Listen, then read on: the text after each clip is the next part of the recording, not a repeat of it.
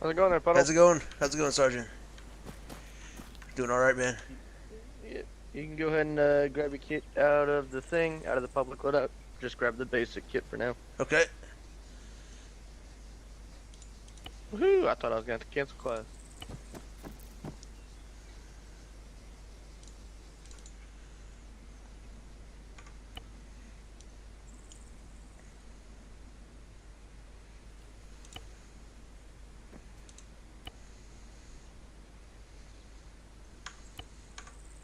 Just the recruit loadout, right? Yep. Okay.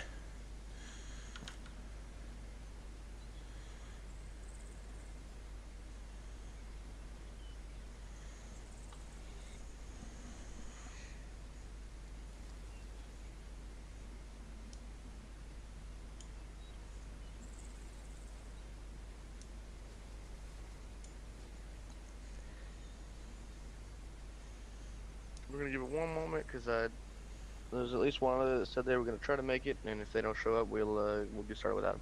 Okay.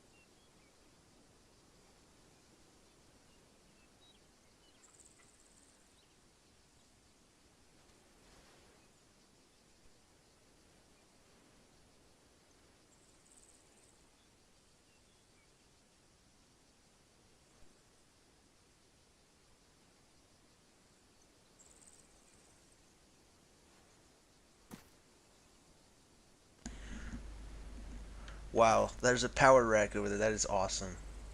It's a bench and free weights. The only way to be a ranger, right? Yep.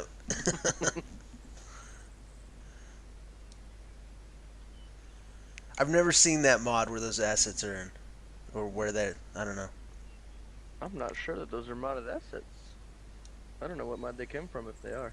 Shit.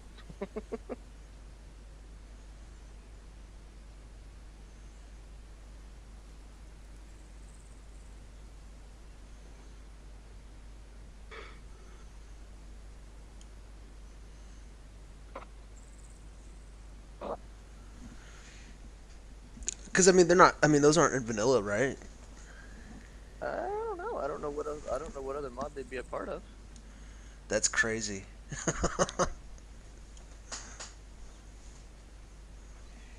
But I also don't know where on the map they would be if they're vanilla. Right. That's cool though, man. It's awesome. Alright, well we're gonna go ahead and hit this, and then if somebody wants to swing in late, then they'll have to catch up. Alright. Oh, you freaking power into. They're gonna make me use this thing. Let me actually double check that it works. Okay, sweet, shit works. Alright. You can hear me? Well, Yes, sir. Loud and clear. Right. Super short and simple for an NFT. It's not like basic where we had you sitting here for fucking 20 minutes and do some bullshit. We're Ethos. This is an actual U.S. Army thing. It's kind of just a way that you should kind of go about an op. You know, always place the mission first, never accept defeat. You will never quit. You'll never leave a fallen comrade. It's just kind of it's super simple shit that most people just kind of stick with it and it works. But it's something that you've got to be thinking about. Most importantly, not so much like real life aspect, but like it's a video game and that we understand that you've got stuff, but like we ask that during the op you know are locked in and you're not fucking around and you know, like certain emergencies and certain things call for certain situations, but if you're just dicking around scrolling on TikTok in the middle of the briefing and you're fucking hot micing and nobody wants to hear that, right? So you know, time and place. That's the big thing. The huge thing in TCG is just there's a time and place for everything. And while you're new, it might be hard to learn that sometimes. As you're around, you'll figure out that okay, now is the time that it's good to fuck around, and joke around, and be a dumbass. And then there's some times where it's not okay to joke around and fuck around and be a dumbass. So Okay. things that will come to you as you go through. Never accept defeat, never quit. You know, if you get fucked on an op, don't just disconnect at a rage. You know, there's shit to learn from it, and you always have your debrief after op to learn the good things you did, the bad things you did. Don't just if you get shot and killed. You know, this isn't a one life op. This isn't a one life unit. So don't if you get shot and killed, don't just fucking disconnect and run away on your guys because you didn't like how X, Y, and Z went. And then never leave a fallen comrade. Pretty straightforward. Don't if you know your buddy's down or you know your buddy needs help. Don't just fucking leave him in the dust.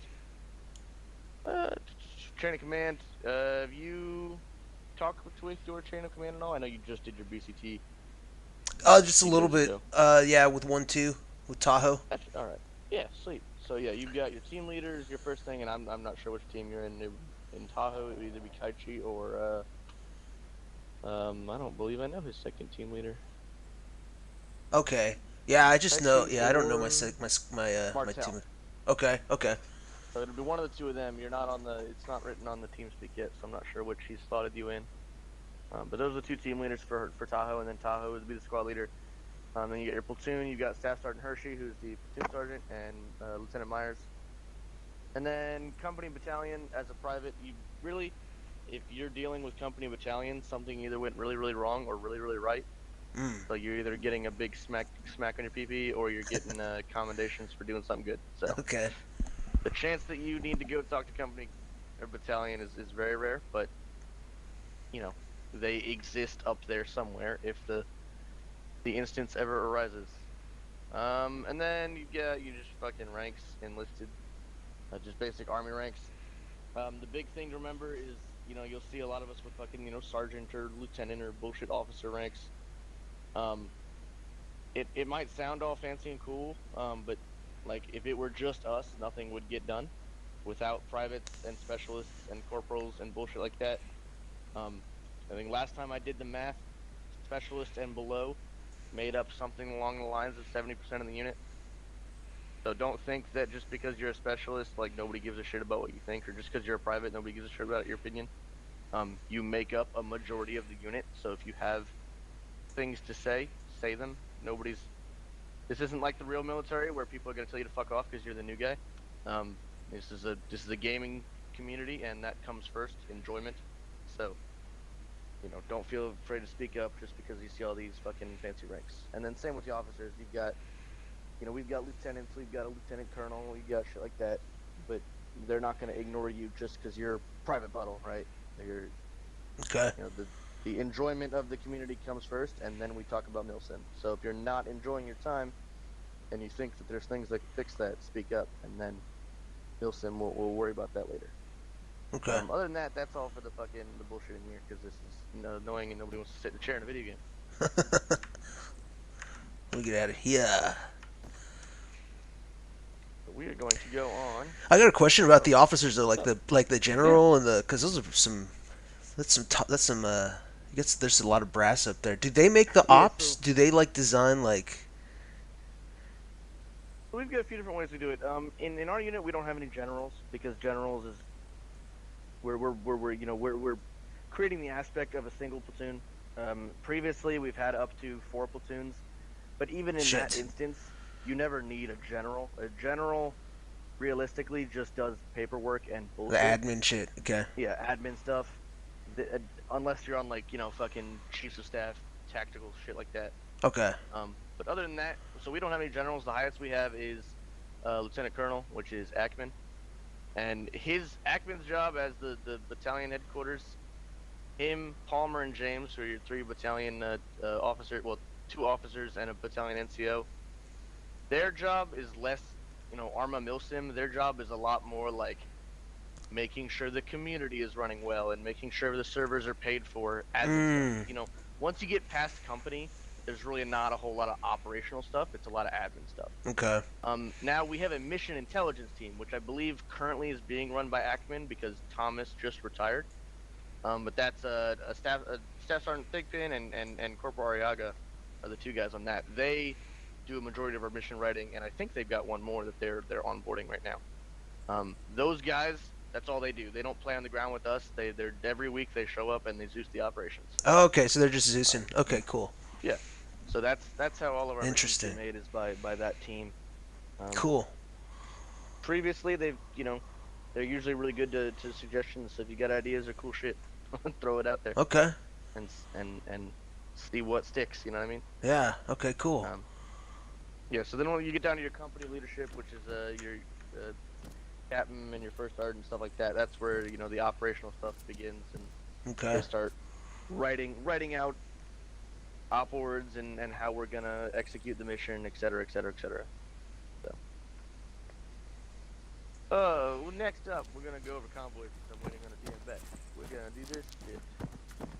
So, at the current state, we're doing a bit more vehicle operations and convoy operations because our CAV unit is a little light staffed, which is all fine and dandy, but there's some important things that we got to do when we're using vehicles because, we are a whole platoon. So a lot of times when we're using vehicles, we're talking 7, 8, 9, 10 MRAPs in convoy. Shit. Okay. So you've got to, if you're in the hot seat, so the driver, the gunner, that kind of stuff, it's not hard. You just kind of know what you're doing, right? So it's not hard to understand once I've taught you, which is what we're doing now. Okay.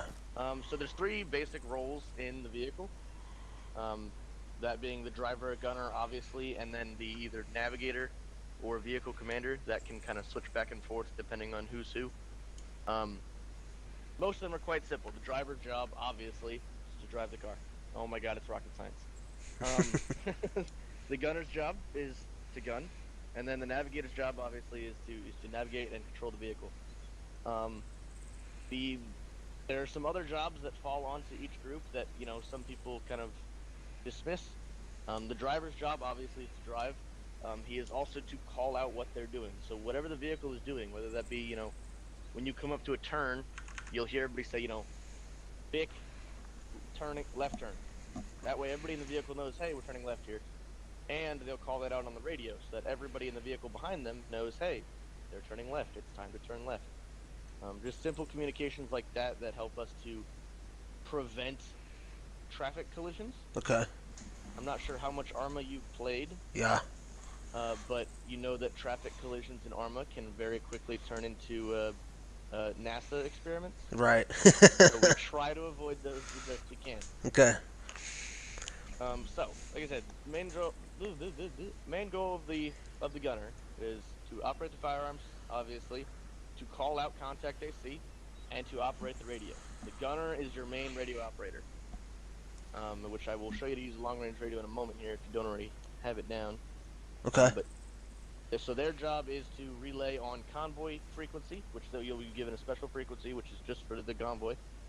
Okay. They'll say that kind of stuff. The driver will tell him what they're doing, and then he'll repeat it. So the driver is going to say, hey, we're making a left turn. So the gunner is going to go on the radio and say Vic, and then your Vic number, blah, blah, blah, blah, blah. Okay. So Vic 3, left turn. That way everybody knows. Then the driver drives the vehicle and calls out to his vehicle what he sees. So if he's driving down the road and he sees an IED, he's going to call that IED. And then he's going to obviously drive accordingly to not drive over the IED. Important. And then the last, navigator / vehicle commander. If it's a squad leader in the vehicle, usually it's like a vehicle commander, and they'll give more direct orders. If it's just a navigator, your job is simply to make sure the driver doesn't miss a turn. Okay. Because if it's just one Vic, it's pretty straightforward. You can just turn around. But when you've got 9 other vehicles behind you, Traffic jam. missing a turn can be catastrophic. Yeah. So we try to keep it on top. And even if you're not the navigator, but you notice your navigator's slacking a little bit, just shout. Be like, hey, left turn coming up. Sure. So that make sure everybody's on the same page and knows what's going on. Okay. So when it comes to actually using the vehicles, there's a few different things. First, we have driving speeds. So you'll hear 3 different words. You'll hear either whiskey speed, echo speed, and Quebec speed. So what that means is whiskey speed is whiskey for W, which is your forward button. Whiskey speed is just holding W. Okay. So no fancy nothing. Echo speed is kind of, so if you weren't aware, in Arma, if you hold shift, it kind of gives your car a turbo. Yeah. Which is kind of bullshit, but it's Arma. So echo speed is turbo. Okay. Echo speed is hold shift and drive a little faster because shit's at the fan. And then Quebec speed is the opposite of that. Quebec speed is you hold control, and holding control actually like limits your RPM. So especially if we're kind of trying to patrol through a town or something, we might say Quebec speed so that we can slow down and kind of get better eyes around. Okay. So you said whiskey, echo, Quebec. Yep. So the easy way to think about it is if you look down at your keyboard. Right. The left is Quebec, Q. That is the slowest. The right is E, echo. That is the fastest. And then whiskey is right in the middle. I'm tracking. That's okay, cool. Easy way to remember it. And that way, you know, you ever forget. It's like you know when you forget your left and right, you just put your hands up. It's the same thing. You just look down. There you go. Boom. Yeah. Okay. Cool. The other thing you'll hear a lot in the vehicles is dismount types. We've got 3 dismount types. We've got a hard dismount, which means everyone get out of the car. We've got soft dismount, which means everybody except for the driver and the gunner get out of the car. So if we're in a situation where we're not quite sure what's going on, or we're going to keep the vehicles operational, we'll say soft dismount. That way, if we get shot up or some shit hits the fan, that big ass gun on top of the car is still operational, and we haven't all gotten out and left it for nothing. Right. Okay. And then sometimes you hear soft delta, which just means the gunner stays in, everybody else gets out. We don't hear that one nearly as much, but it is a term that can be used. And if you ever like, what's that mean? Just fucking ask real quick, and somebody will tell you get out or stay in, and it's that simple. What do you see the utility for a soft delta? The soft delta, a lot of times we'll use depending on the mission. Sometimes we will take all the vehicles with us on a patrol, and sometimes we'll park them all on what we call a VDP, or a vehicle something point. I don't remember what D stands for. Okay. And then we'll have somebody will watch over the vehicles and make sure no hotties come up and steal them. So a soft delta we might do when we're pulling up to a VDP. That way, while we secure the surrounding area, we have guns ready, but obviously we're not going anywhere. Whereas the soft dismount is we want to be ready to move at a moment's notice, so the driver would stay in as well. Right. Okay. So, those super simple. We're gonna get in one of these Vics real quick. Well, it was a hard dismount, a soft dismount, and then soft delta, right? Yep. Okay. Yes, sir. Spot on. So the vehicles come with a whole fucking wide assortment of weapons. The most common one you're gonna run into is gonna be like these two on the left. It's fucking M2 50 caliber machine gun. Big and then the toe. Things go bye-bye. Yeah. Okay. Super simple. You point, you hold the trigger, things die. Okay. Not that hard to understand. Next up, a few of our Vics are mounted with 240s, which is basically the same thing but a little bit smaller. Those are 50 cals. This is just 7.62. These ones you're obviously used a lot against infantry, but not against vehicles. The 50 cal will like tear apart a MRAP or even like a BTR. The 240 will not do that. Right. Okay. So you got to kind of think about the weapon you're using while you're aiming. The last one, this is the most important one. This one on the end. If you can see up there in the gun shield, that is a Mark 19. Right. Okay. That is an automatic grenade launcher. Yeah. Which is super deadly against infantry and vehicles. However, it can also be super deadly against friendlies. We don't use those very often because you get Private Joe Schmo that doesn't really know what he's doing up on that gun. Okay. And he can easily plaster an entire friendly squad without even realizing. Because you fire that grenade and it kills all the enemies, which is cool. But if you fire the grenade, let's say at that truck, there would be fragmentation that would come all the way back over here and hit us standing here. So you've got to be very vigilant on where you're aiming it. If you end up getting on it, and if you ever don't feel comfortable getting on the gun for whatever reason, just you'll be in a squad with a dozen dudes. Just say, hey, somebody grab the gun. Okay. But the Mark 19 is a whole lot of fun. So the Mark 19, nothing within like, what do you think, like 50 or 100 meters? It really depends on a few things. If everybody's mounted inside of the bulletproof vehicles, you can shoot. You can bring the rounds in a little bit closer. Right. Okay. But if you've got infantry dismounted and around, I would say not within 50 meters of infantry. So right. If the infantry's all the way out there, you want to go 50 meters past that before you shoot anything. Right. You don't want to shoot close to your friendlies. That's recipe for disaster. So we'll go ahead and take just a regular M2 Vic here. What I want you to do is hop into the gunner seat. Okay.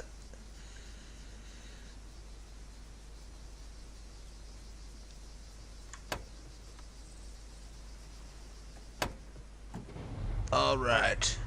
Have you ever used a long-range radio with TFAR? Yes. All right, sweet. So our convoy net is usually 7.5. If you want to go ahead and set that, and then give me a radio check.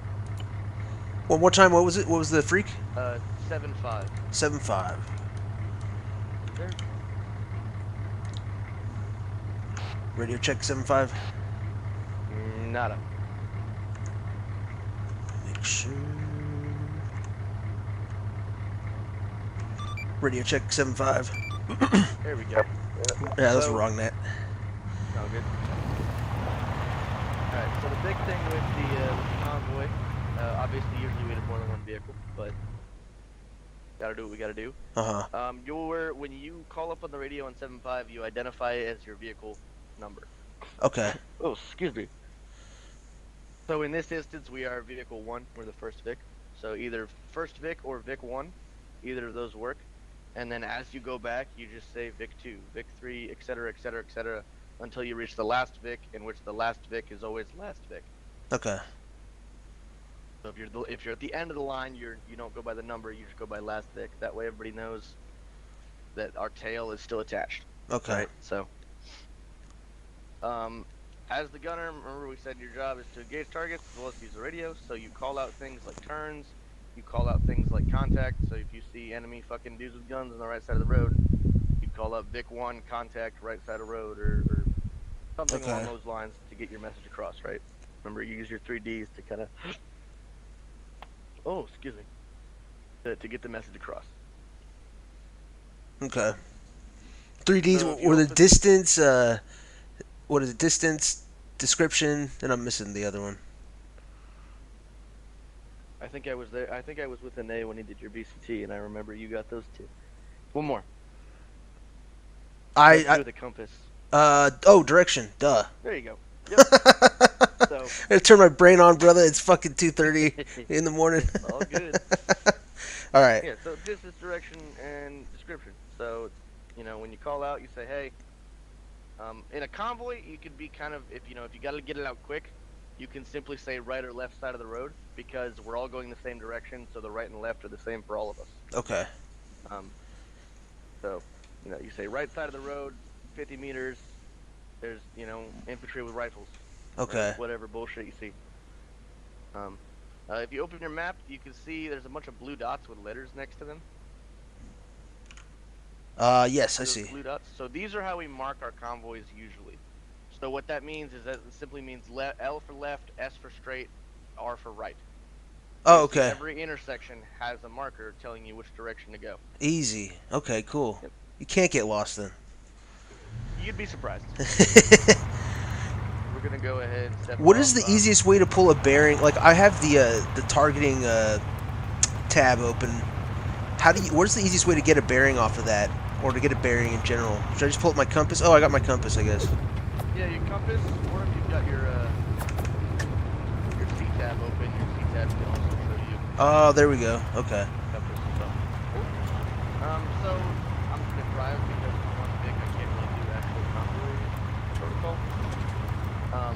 But I'm gonna talk as we go. So when you're checking in, So when everybody's lining up and getting ready to go, they're gonna ask the convoy check-in, and you're just gonna go down the line. So Vic 1, all green, ready to go. Vic 2, all green, ready to go. Same as we said earlier, all the way down to the left. When they're doing that check-in, you want to try to pay attention. So you know when the check-in starts, it's okay to tell your guys to shut up for a second so I can focus. Okay. Because that is the most painful part of a convoy is check-in. Because there's always one Vic that like, Vic 2, we're waiting on you. Vic 2, we're waiting on you. Where you at? Come on, Okay. check in. So if you've got to tell your guys to shut up, it won't be a way to go. If they don't listen, your team leader will make them listen. So here you can kind of see, you already took that left turn, and now up here we're kind of 2 S's, so 2 straights. 2 straight. Each of these dots is where you can call out. So you can say, Vic 1, continuing straight. Okay. If they're 2 dots really close together, like those 2 S's are real close together. You just do one call out? Yeah, you can just do one. Okay. Or if you want it to be fancy, you can say continuing through 2, or something like that. Just so that way everybody knows and you're not clogging up. Because remember, every vehicle has a call that they're going, that they're turning or whatever. So if you say 2 things real fast, you might step on somebody else. Oh, okay. Okay. So we want to try to limit it down to just the one. So 2 right, just like that. Another big thing, especially in our current campaign, as we're fighting a unconventional force, is IEDs and suicide vehicles and S-vests and stuff like that. We're going to go over our IEDs here in a second. That's where we're headed to right now. But with S vehicles and S vests, as your squad leader and your team leaders will kind of give you some direction on that, because each squad kind of handles it a little differently. But the biggest thing is just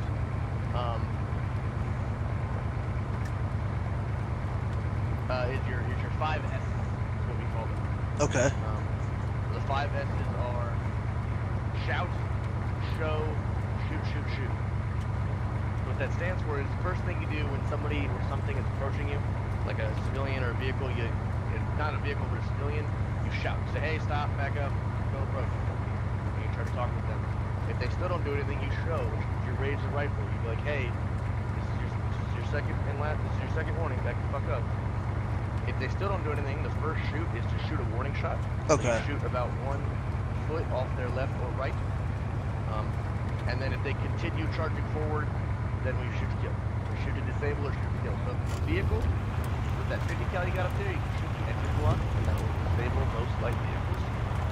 If it's a person, obviously, you can put 2 in their chest type thing, right? So, okay. It's not Call of Duty, nobody's ever going for headshots, you just dump them right in the middle of the chest. It's for your best option at stopping the target as needed. And the last part of convoy here is when we're stopping a convoy, the platoon commander on that 75 frequency is going to call out convoy halt, and then he's call out an instruction. So herringbone left or right, or herringbone or brake left, brake right. So okay. Herringbone means alternating, basically. So the first Vic would pull off to the right, or to the side like we have. Okay. And then the second Vic would pull off the other direction. If you look behind us, I'm making some. And then et cetera, all the way down the line. Okay. So we like zipper way, to the left and the right. Yeah, okay. Zipper is another term that sometimes gets used with that. Zipper, exactly like that. And what that does is if all of a sudden we start taking an RPG and one of the Vics blows up, it's not going to blow them all up because they're all on top of each other. Right? Okay. Right. Okay. In some instances, they'll call either herringbone or zipper left or zipper right, and what that means is the same spacing, but everybody goes to the same side. So everybody goes right, everybody goes left, whatever direction got set. So that is all of the convoy section. Any questions about convoy operation? No. So you said there was the herringbone, the zipper thing, and then brake right and brake left. Yep. Okay. Those are the terms that are usually used alongside of it. So we can go ahead and actually I'll just drive us up there. Usually I'd bail out here, but there's only 2 of us, so I'm not doing that.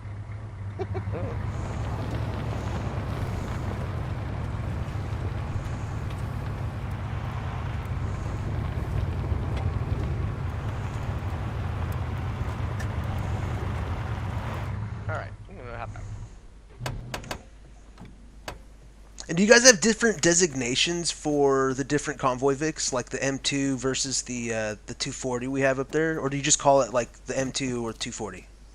Yeah, usually it's just you'll just call it as the weapon type that's on it. Some squad sometimes is like last operation before the Super Bowl there. My squad had 2 Vics, and we had one was Alpha Vic, one was Bravo Vic. Okay. As for that, yeah, usually it's just hey, grab the M2 or get on the M2, stuff like that. There's not usually a designation. Aircraft all have their own designation. If you were to join Cav, they all have.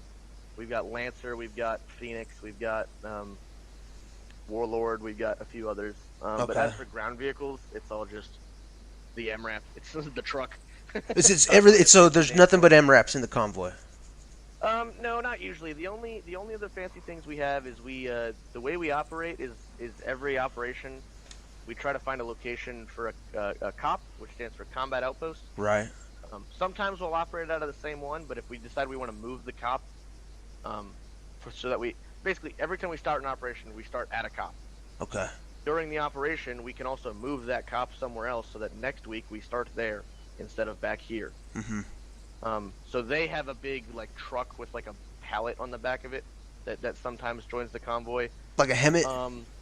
Yeah, like a Hemet type thing. Okay. And there's some other bigger MRAPs that company likes to drive this big fancy one, and okay. there's some other, but it's all Do we have anything with a tow or a crow system? We have some crow system MRAPs. We haven't used anything with a tow yet. Okay. But that doesn't mean that it's out of the question. It's definitely something that is utilized by the Rangers. And okay. I wouldn't, especially with us having less of a cav unit than we used to. Okay. It probably wouldn't surprise me to use a tow, because obviously we used to have more air support, so now we can just have more ground support. Okay.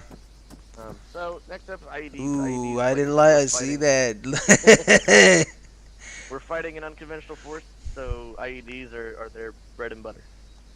So there's some big things we want to look out for IEDs. Always be looking for shit that doesn't look right. Mm-hmm. Even if it's not an IED, you'll notice stuff that doesn't look right, and it will help you to spot IEDs more. So okay. If you're ever just like this garbage pile right here, there could be it could be an IED there, as you can see it. But also, there could just be a garbage pile. It's the Middle East. They don't have waste management to come pick up their trash from their curb, right?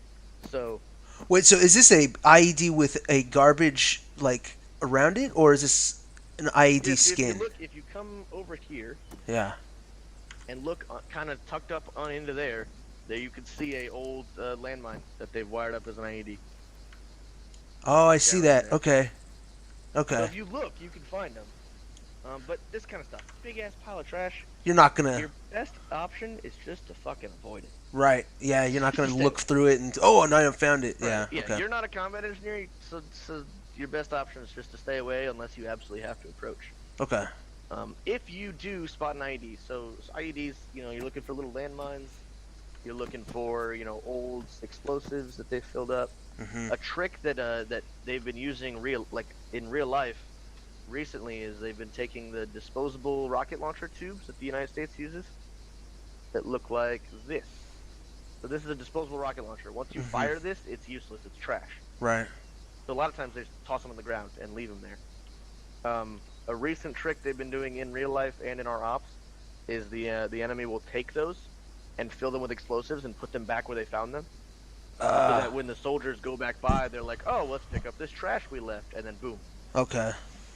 So just anything that you didn't put there that looks suspicious, say something. Simple as that. Just okay. Even if it's just, hey, does that look okay to you guys? And your engineer or your squad leader might be like, yeah, it's fine. And then, well, it's fine. Okay. So when you do come across an IED, you have confirmed, this is an IED. Right. You are 100% sure this is an IED. There's the 5 C's, which are kind of get argued some points. But we're going to go over them, and then that's just that way you understand the gist. So the first C is to check. And check is kind of what I just said is make sure it's actually an IED. Don't make a big fuss right. if it's just some trash. If you can't tell that it's an IED, just avoid it. But if like this one right here, you can 100% hey, that's a fucking IED. Simple as that. So check. You've checked. It is an IED. Your next step is to clear the area. So say, let's say, you're Joe Schmo's sitting over here, not really paying attention. You say, hey, Joe Schmo, back the fuck up. Everybody back up. Everybody get out of the way. That way, if it does go off, everybody's clear enough away that it's not going to hurt nobody. Okay. So after you've cleared, you're going to confirm. Confirm is you're going to get up on your little telephone, your little radio, and be like, hey, team leader, we've got an IED over here. Can you send us a combat engineer? Sometimes they can, and the combat engineer will come over and handle the job. Sometimes they can't, and then you'll just do whatever your team leader says in that instance. There's a few different things we do, and it all just depends on a multitude of things that your platoon leader will decide on that, honestly, it's a long, boring list of bullshit. But, so once you've confirmed that your team leader is aware, you're going to cordon off the area, which is, you're not going to let anybody enter. So you've cleared that area, you're going to cordon off now, which is not let anybody else enter. So a civilian says, oh, I got to dump my trash in that pile. You say, no, wait, stop, back up, dump your trash later. Okay. And then control. I'm sorry, I don't mean to interrupt. Will the civilians do shit like that? Like our Zeus teams are real creative. Awesome. Our Zeus team is real creative. That's fucking cool, man. They'll come up and, I've had a guy come up. We were sitting there watching security for something. I don't remember. He came up and he was like, "Hey, you have any water? I'm really thirsty." Or just they'll come up and they'll try to interact with you. Okay. Because they do that in real life. When U.S. coalition forces are operating over there, most of the people are not bad guys, and they just want, they're not having the greatest life. They live in a war-torn country. They might just come up and ask you for some water or ask you for some food. Okay. So, stuff like that. The civilians interact with us all the time. So do we get intel from them ever? Yeah. Dude, that's fucking cool. Last operation, we actually sent our platoon leaders sat down with village elders. So, it's... Okay. Age and respect are very important, realistically, in Middle Eastern culture. So instead of, mayors and shit, a lot of their towns just have the old people make the rules and stuff. Right. So we sat down with the village elders and we're like, hey, we understand that ISIS is causing you some big fucking problems. If you help, you scratch our back, we'll scratch yours. You help us find them and we'll take them off your hands for you. Type shit. Hearts and minds, right? So, yeah, we interact with them all the time. There's a lot of our guys even carry around MREs and water bottles in their backpack. Okay. So and hand them out. Up, they can hand them out and be a nice guy. So that's very really cool. The really simple thing with IEDs is just the last thing is control. Control. Okay. This is more the engineers. This is deal with the IED. 99% of the time, at least now, what they're going to tell you is mark it. The market on the map, hey, there's an IED here. Okay. Cordon off the area, and then we'll send engineers to deal with it later, quote unquote. If you have an engineer with you, they might just deal with it right then. If it's near civilian infrastructure, what they're going to do is they're going to disarm it in some way. But let's say, we're out there in the middle of fuck all nowhere in the field. A tactic we use sometimes is they're like, hey, just back up and shoot it with the 50 cal on the truck. Right. And we've done that before. If it blowing up is not going to hurt anybody, we'll blow it up. Okay. That way it's not a problem anymore. EOD. Yep, EOD. Okay. Yep. So conserving infrastructure. Next thing on my list there is just if it's near buildings, our big thing is we don't want to fuck up the civilians any more than they've already been fucked up. Okay. Right. So if it's out in the middle of nowhere, we can do whatever we want with it. But if it's up near a building or with somebody, we want to try to not fuck them up anymore. Okay. So now we get to go to the IED course. Okay. I'm gonna walk off this way. What you're gonna do is you're gonna tell me when I'm dead. Super simple. Okay. Like once you walk up close enough to the ID? Anything. So you're gonna see an ID, you're gonna call it the ID. If you see anything suspicious, I want you to tell me before I die. Oh, okay. It's like the practice the 5 C's here. If I die, I'll let you know if I die, and we'll figure out why and how we okay. can prevent it. So we're just gonna start on walking, and I'm gonna stop. I'm gonna do a little jog because I don't want to walk this all the way so slow.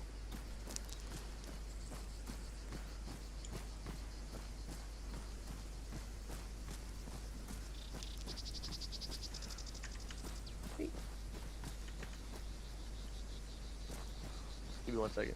Alright. I don't know if we passed one. I was scanning for it. I'm I have not run this course in a second, so I'm gonna double check to make sure we didn't pass one. Nope, we are good so far. Let me just do one of these real quick.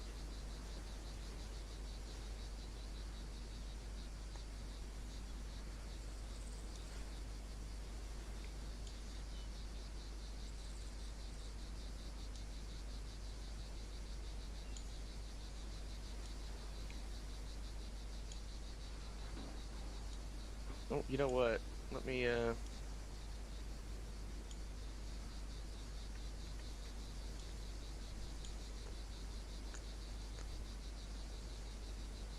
I don't know if Brown was intending on practicing cav stuff or if he was intending on doing INFT.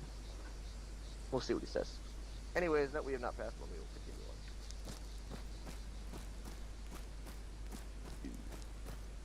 on. Another big place, we're still good right now, but another big place they like to hide them is inside vehicles. Either active vehicles, which we call VBIEDs, does like driving towards you with the bomb. Right. Okay. Or just vehicles up on blocks like that look harmless. They'll put IEDs in them and Okay. bluey.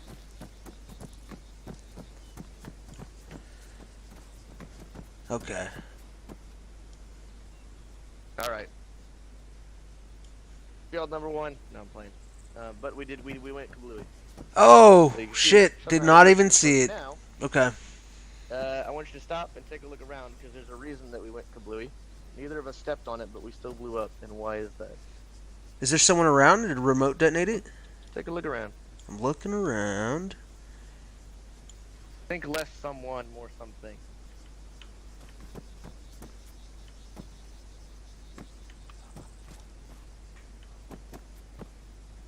Huh. Yeah, I have no idea. Right, we'll keep on going. There's another one, and it'll be a little easier to spot. And it's not a person like with a cell phone or something. No. Okay. Huh. Kablamo. Kablam. Okay. I blew up again. So that's how. Okay. Now look up. Oh, I see. Okay.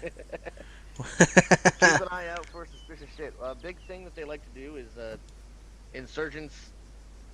It's hard to keep your morale up when you're getting dunked on by A-10s. Yep. One of the really big things they do to keep morale up in their forces is they will. I mean, I'm sure you've seen jokes and clips of it, but they will literally record themselves killing U.S. soldiers and then post to the internet because it's cool, and it builds their morale. So that kind of stuff. They will record us getting blown up by their IED because it makes them feel better about themselves. Okay. So keep an eye out for cameras, for phones. And that guy has an angle on both of those. That same one was watching both of them. Sometimes it is an actual physical dude with a fucking phone or a camera or just a detonator. Okay. I'm sure you've seen the joke of the harmless goat herder. They No. have guys that they pretend, quote unquote, to be farmers. Okay. And what they're really doing is they're taking the animals out the road and planting IEDs as they go. Okay. And then they'll keep that way. Stop them. Oh, farmer. Talk about it.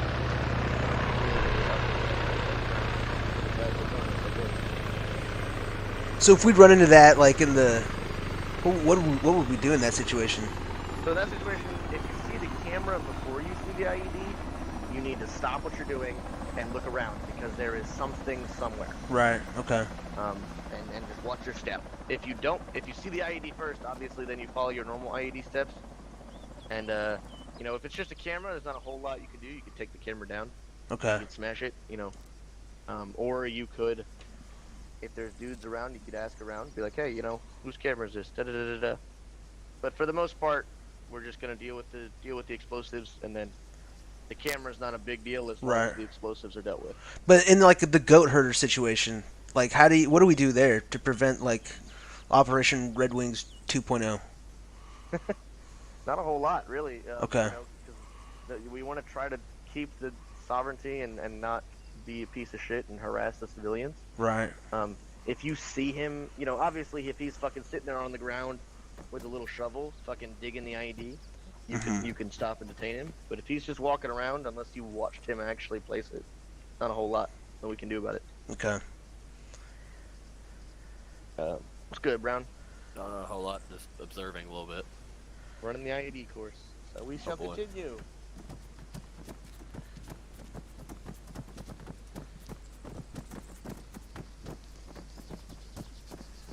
This is fun. The IED course used to have live IEDs on it. Ooh. when I did this course, the IEDs were live, and if you fucked up, the commit or the instructor actually died, and then he'd come yell at you. That's funny. All right, I'm scanning. I'm looking. We still have more, right? Yep. Okay, what is this deal here? Ouchie. I see. Oh, this is Oh, for vehicles, right? It's like a pressure plates. pad. Yeah, pressure pad. Pressure Okay. plates, and actually, yeah, pressure plates. So vehicle drives over this pressure plate, Triggers and the then kablooey. boomy. You Okay. know. Okay.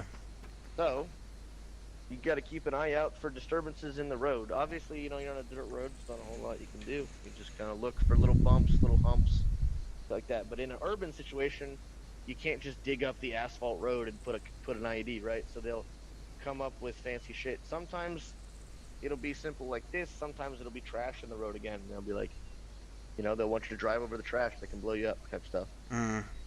So keep an eye Okay. out for suspicious shit. Try not to put vehicles in harm's way, because vehicles are big and combustible. Okay. All right. Next And that's here, primary. That's obviously the driver's job, primarily to ID that pressure pad there. Yeah. Okay. And now, if you're just, you know, riding in the back, riding, and you see that, and he hasn't slowed down or hasn't said anything, you could tell him. Okay. The driver is not going to be mad at you for reminding him, hey, don't blow up. Yeah. Okay. All right. So, this area is not so much an IED, but it's a really big issue when it comes to modern combat. You see this whole alleyway. Does this alleyway stress you out? Yeah, it's really close quarters. Yeah. There you go. This is called a linear danger area. And Okay. it should stress you out because where we are right now, what were to happen if somebody were to walk up there with a gun, start shooting down at us? Where can we go? Fucking nowhere. Fucking nowhere. Exactly. The best option you have is to, you know, put your dick in the dirt behind that car and hope that he's a bad shot. The linear danger areas are super important because, you know, obviously you can have IEDs, but also just there's nowhere to go. So in this kind of instance, you need to keep your head on a swivel, look around. You know, your team should always have somebody looking in every direction. You know, Okay. your team should be 3, 4, 5 guys. There's enough guys to kind of make sure we're looking in every direction we possibly can. Okay. So we're going to continue on down to the next flag. And you kind of already got this one, so we're going to continue on, and I want you to tell me if you see the thing. All right. Let's see. Oh, well, that's no fun. There's supposed to be an IED right here. Here, I'll Okay, turn. there's supposed to be an IED right I'll now. turn around. Oh no! Boom. You already. Okay. I'll give you a hint. You did already say this one. So. Oh, was there a person nearby? Yep. Take a look around. Fuck, man.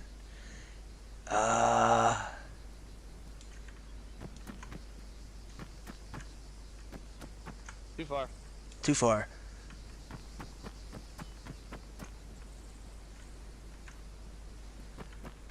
Man, this guy's got a good spot because I cannot find him.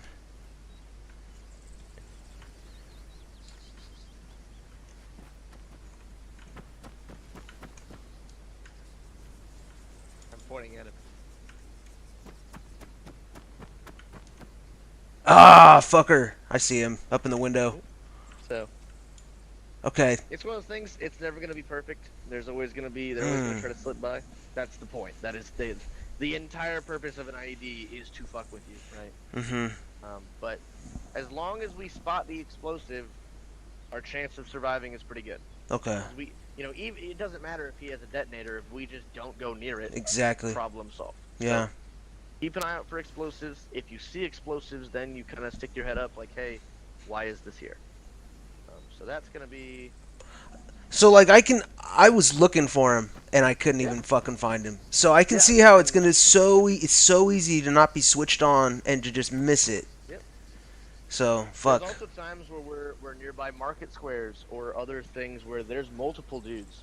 Okay. And it could be nobody, it could be everybody. All of Right. them could be bad guys, you know? In this kind of situation, you really just don't know until you find out. So, luckily... In that situation, we were able to see the actual ordnance, though, right? So that was luck. That was a good thing there. We didn't have to spot him. I see what you're saying. Right. Okay. Right. So yeah, we spotted the ordnance. We just avoid it. Right. Or you know, certain times we spot that ordnance. We spotted it, and then we found him.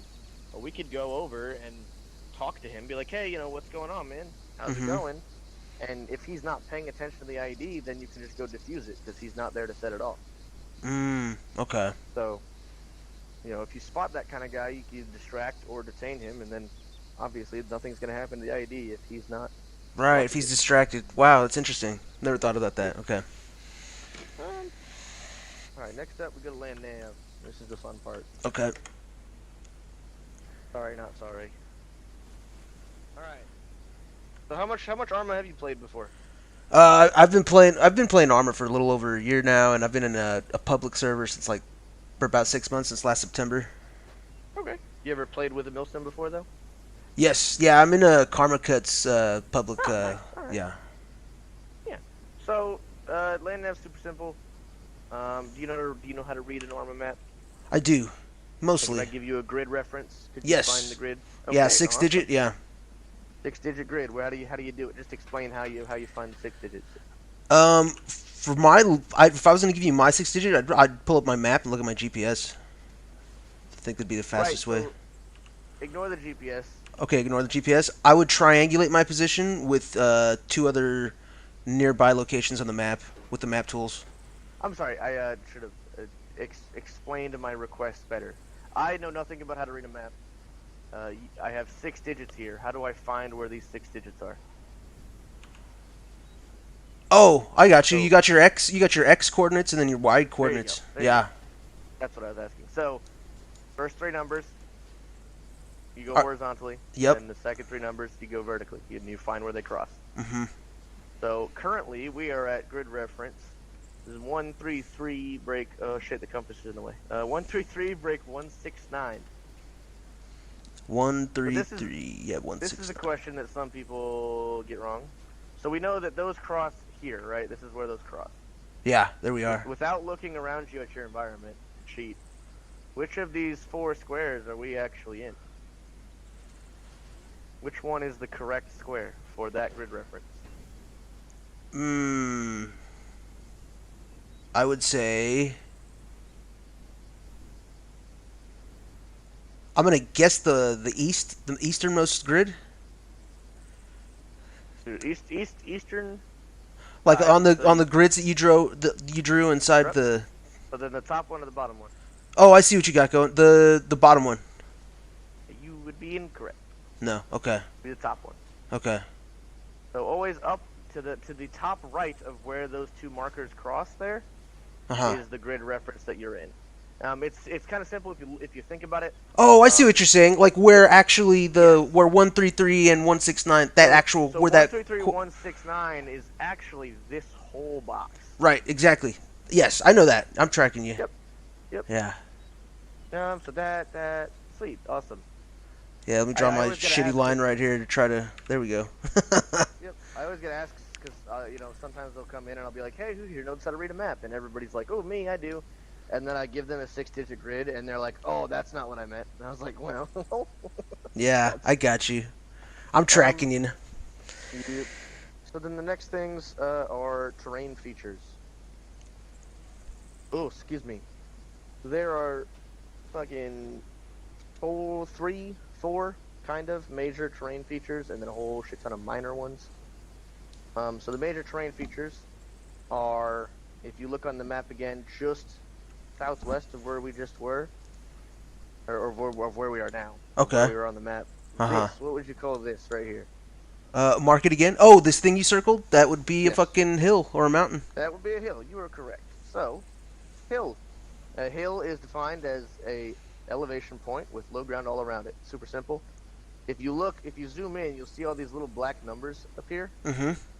Those are hilltop markers. So every single time you see one of those little black markers, that is a spot where the ground comes up and then down on the other side, and it's like a point. Mm-hmm. So if you zoom in real close, you'll see a bunch of numbers, like 88, 91, 88, Yeah. 84. Yeah. What we do is we identify hills by their numbers, but you identify the hill by the tallest number that is present. So this hill is hill 91. Right. If 91 is the highest point right there. Mm-hmm. This whole hill is hill 91. Right. Because if you zoom like out, Yeah, you far, zoom out. Yep. Yeah. 91 is the only number that remains. Right. Okay. Okay. Next, if you look just to the west of that, what would you call this?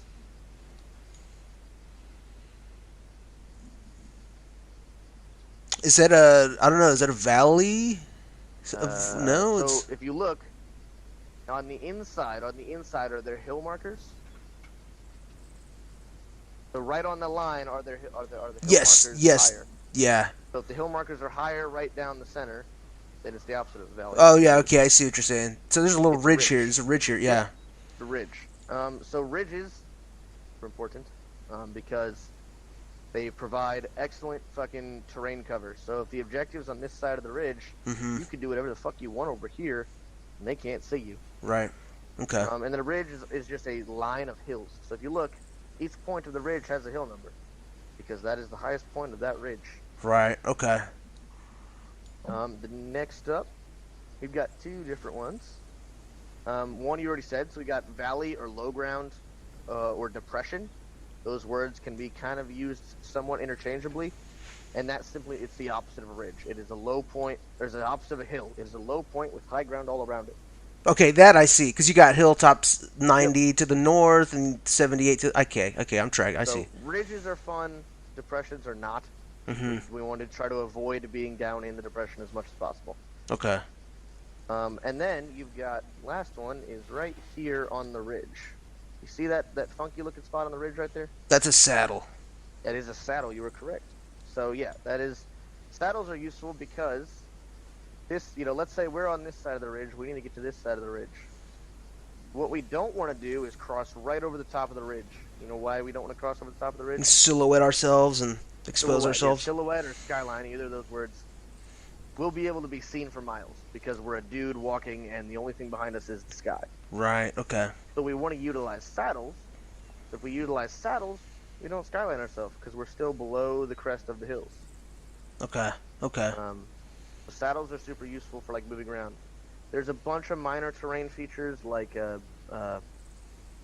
shit, what are they called? Drows, runoff, and a bunch of other stuff. I'm a nerd about that. Oh, I see that. Or is it that little looks like erosion markers or something? I see where you're drawing that Y shape. Okay. Yep. I've never heard that before. What is that? So that is exactly what you said. That is, in Arma 3, it's just simulation, but in real life, that is where water goes. So Okay. it is erosion of the hill. Those are basically, you could treat them like mini saddles. If you walk up this right here, you're almost entirely in defilade from anything looking at you. Okay. So they're super useful to like stay low, stay out of sight, stay quiet in. And they usually have, like at least on Altis and Arma maps, a lot of times those have like the tall grass type shit that you can hide in. Okay. So, just super useful. And they're what are they called again? I believe they're called drows, like DROUGH. That might Okay. be not right though. Or just runoff lanes. Okay. Is another term for them. Very cool. Okay. And there's a million other different ones that I could sit here and talk to you for 3 fucking hours on. Geology or geography and shit. Oh yeah, it's a lot of fun. Yeah, it is. But that's that. So as long as you understand how to read a map, how to do the digit stuff, you know how to use your C-tab, right? Yes, but I don't think I have an Android or anything on me. I tried to open it earlier. Oh, did I forget to put an Android in the basic kit? Oopsie. No, I have a Galaxy right here actually. Okay, good. I was like, I made. And I have a tablet too, I think. Oh, I shouldn't have. No, it's a GPS. That's what it is. Okay. I was like, it was like 2 a.m. when I made that kit. I might have fucked it up. Yeah, but when I hit J, I don't know if I bound it to something else. By default, it's H. So you would have had to H. change it because that's the medical menu. Unless you changed your medical menu. No, H is my medical menu. Right. So and they would have had you change it, and then whatever. I don't know what you changed it to. Though. I thought I would. I should have put it on J, but let me check. Would you know what it's under? Yeah. So if you go to your configure controls, Mm-hmm. and then configure add-ons on the bottom, and then you're looking for C-tab. Oh, that's right. That's right. That is right.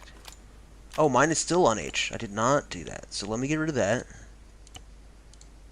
I noticed when you joined the server for the first time, you had a different name. Yes. Did you rename? Do I need to change my TeamSpeak? Is that the name you're talking about, or this name in the Arma? Did you not? No, no. So when you joined the server the first time, your name was like Flavory Puddle or Puddle. something Yeah. like that. Yeah. Yeah, I got Did because you I have a. change the name or did you create a new preset? It's a new profile or a new. That's why. So new profiles do not transfer keybinds. Oh, So all your keybinds got reset. that makes sense. That makes more sense. Yep. Okay. That's what the problem was. If you change if I go back and forth between those profiles, is it going to reset it each time? Do you know, or will No, it? it'll just keep the ones that you Okay, set for cool. that name. So I just got to change this one too. Okay, cool. Yep.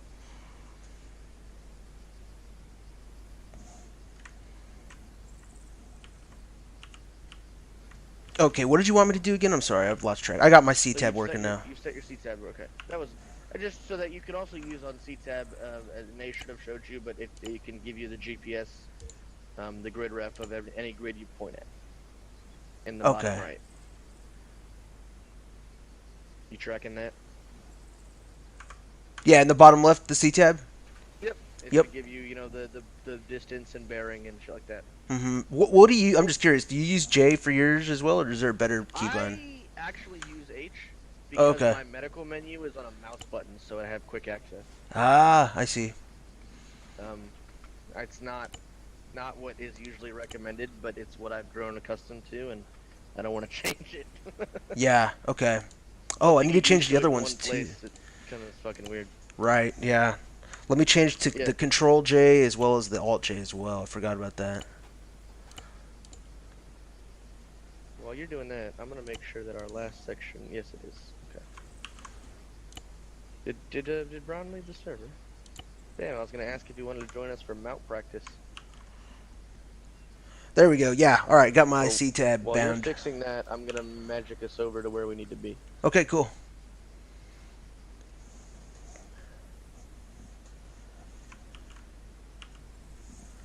All right. I am. All right. Welcome to Funtown. So. Oh, so we're doing MOUT now. Nice. Now Cool. we're doing MOUT. You know what MOUT stands for? Movement over urban terrain. Yeah. So either movement over or military operations in urban terrain. Either it's interchanged. Okay. Correct, but yeah. I'm just being a smartass. You're correct. But I know nothing about it, so this will all be new to me, man. All right. Lovely. So, we start. PID. In urban terrain, you're significantly more likely to run into civilians because in order for there to be urban, there has to be people living there, right? So, the targets here are obviously very fake and dumb, but they illustrate that there are civilians and there are not civilians, and you have to always PID your targets. Okay. Because not only are there civilians and not civilians, but there's also friendlies going in and around the buildings with you. Okay. The last thing you want to do is shoot a friendly in the back of the head because you weren't paying enough attention. Step one of clearing a building. So clearing a building is the big part of MOUT. You could go street to street just fine once you get into the building. So step one of clearing the building, I want you to take a guess. This building is full of bad guys. What's the first thing we do right now? Stack on this door? Or No. let everybody know? Or call it out? So this building right now, you're looking at the building. Right. Give me some features about the building that you see. Windows and a balcony. Bingo, you got it right. First try. Wait, what about those windows might pose an issue? People looking at them. People looking out. So the first thing you do is clear the building from the outside. Any motherfuckers looking out at you from the window that are shooting at you, you shoot them before you even approach the building. Okay. Okay. Do as much of the work as you can from outside the building. Okay. The last thing you really honestly want to do is enter a building with enemies in it. That is the worst place to be. It is so much easier to fight out here where we have a tactical advantage.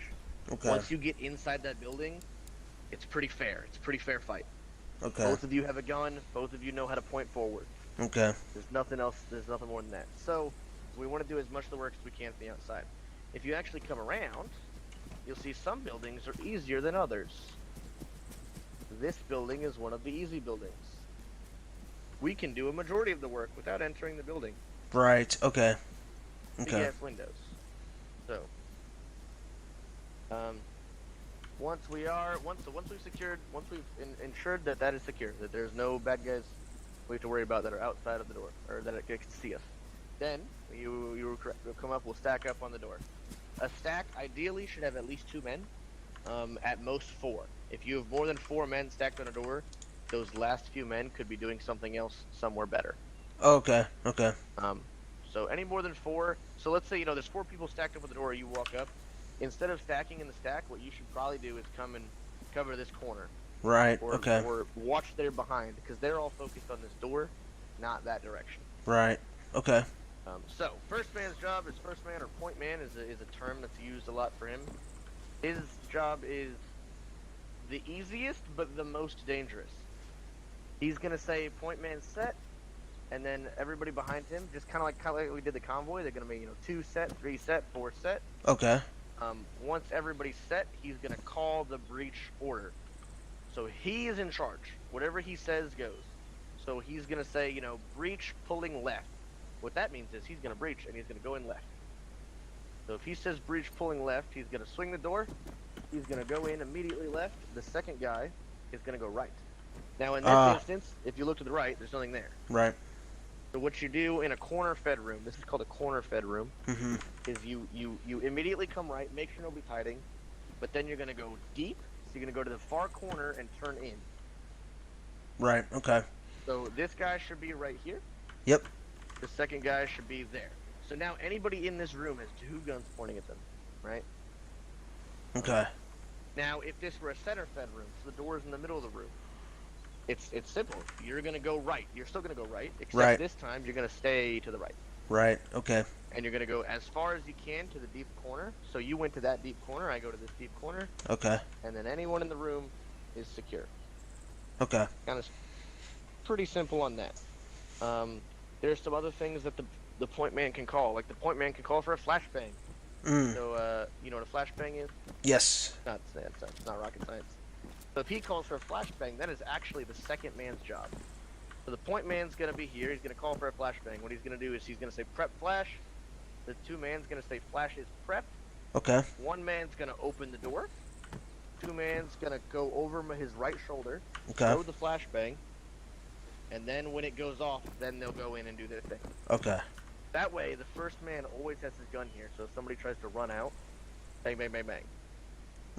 Okay, I'm tracking. You never leave a door without a gun on it. Okay. Because all it takes is 1 dude to run out that door and shoot a bunch of people. So we've come in, we've breached the room. 1 man made it in just fine. 1 man's in here fighting. Second man comes in and he gets shot right where you're standing and goes down in the door. Okay. What do you think you do? As the 1 man? Not as the guy. No. As unconscious, you're unconscious. You're fucked. We'll figure you out later. Okay. The 1 man hopefully has secured the room. If not, now you've got 2 men down in here. Right. What do you think the action is for the guys that are still outside? Stop coming in. Just stop coming in. Good job. So what a lot of people do is you go down in the door and they start trying to like jump over you and do all this shit, and okay. People end up dead. Okay. What you want to do is stop, drag him back, and then try again. Okay. So bail out. Ideally, you want to try to like go a different direction, because obviously, if 2 people came in and they both got shot, what do you think sending 2 more people in is gonna do? Same fucking thing. Probably the same thing. So maybe try another option. Yeah. Okay. But we've breached the room. We're clear now. We've secured a foothold in the building, as we call it. We're now going to go to the second room. Okay. For this, we can stack on both sides. Interior, you stack on both sides the most you can. Okay. So you'd stack on that side. I'd stack on this side. Would we? Do you guys? And I don't know. This is like. I'm just curious what you guys would do. Do you guys typically try not to cross even closed doors? Would we stack up on this side, or do you like? Is it not that big of a deal?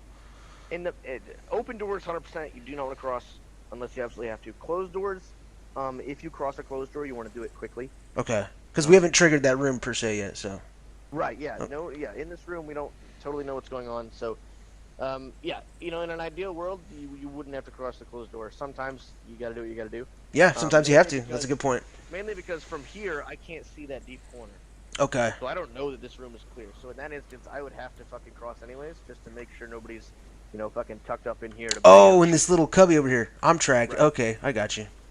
So now we're secure. In the best case, we're on both sides of the door. Both sides of the door give us the most fire superiority. So in this instance, I'd still be breach, or you'd be breach. Either side could be breach. They'd call the same thing they did: 1 set, 2 set, breaching.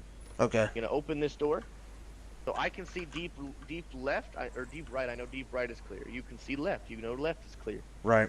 You're gonna call out whatever you see. So what do you see? Call out what you see. Staircase left. First floor cleared. That's it. Yeah, left clear. Yeah. So staircase up to the left. You could also call out open windows front. Ah, okay. Because, let's say we haven't cleared that room yet from the outside like we did. There's Right. enemies outside that Yes. can see us now, right? Okay. So then what we're going to do is we're going to call pieing the door. Right. You know what pieing the door is? Yes. Super simple. You're going to slice out the door. Yep. This is kind of what you were saying. Never go past halfway. Because once you've gone past halfway here, you're exposed. So Right. if You're you committing clear yourself. halfway, yeah. You know that about here. I would never put your body farther than here. Okay. And if you've got guys on both sides of the door, that is plenty. Okay. You never have to go any farther than that. And Okay. then you're going to call your call. So you're going to say, point going in, swinging left or right, whichever direction. So in this instance, I would go right because it would lead me the best fire support. Right. Okay. So, breach. Going in, I swing right, and you would swing left. Okay. We'd cover, we'd make sure we're clear here. Then we would rotate to the stairs. So since you're closest, you would now be point to those stairs. Right. I Okay. would cover you from here. You approach the stairs. You know how to clear upstairs, because clearing upstairs is always a pain in the butt. I don't know. I do not know. So there's a joke. The best way to clear upstairs is with a frag grenade. Ah. Okay. There is no easy way to clear stairs. Okay. These stairs, the way we do it is, so I'm gonna trade here, or well, I'm not gonna have you do it. So you keep okay. going up the stairs. Okay. Okay. Go up about halfway. Hold. So as second man, my job is gonna be now to come up behind you, but backpedaling. So Yeah, and still you got watching our forward. 6 here. You got You're still the. watching forward. Okay. And Okay. I'm watching back this way. And the idea is we'd go up at the same time. That way we've got 2 guns on the roof. How do you guys? on your- Because you're like looking at me right now, right? Yep. To see where I'm at.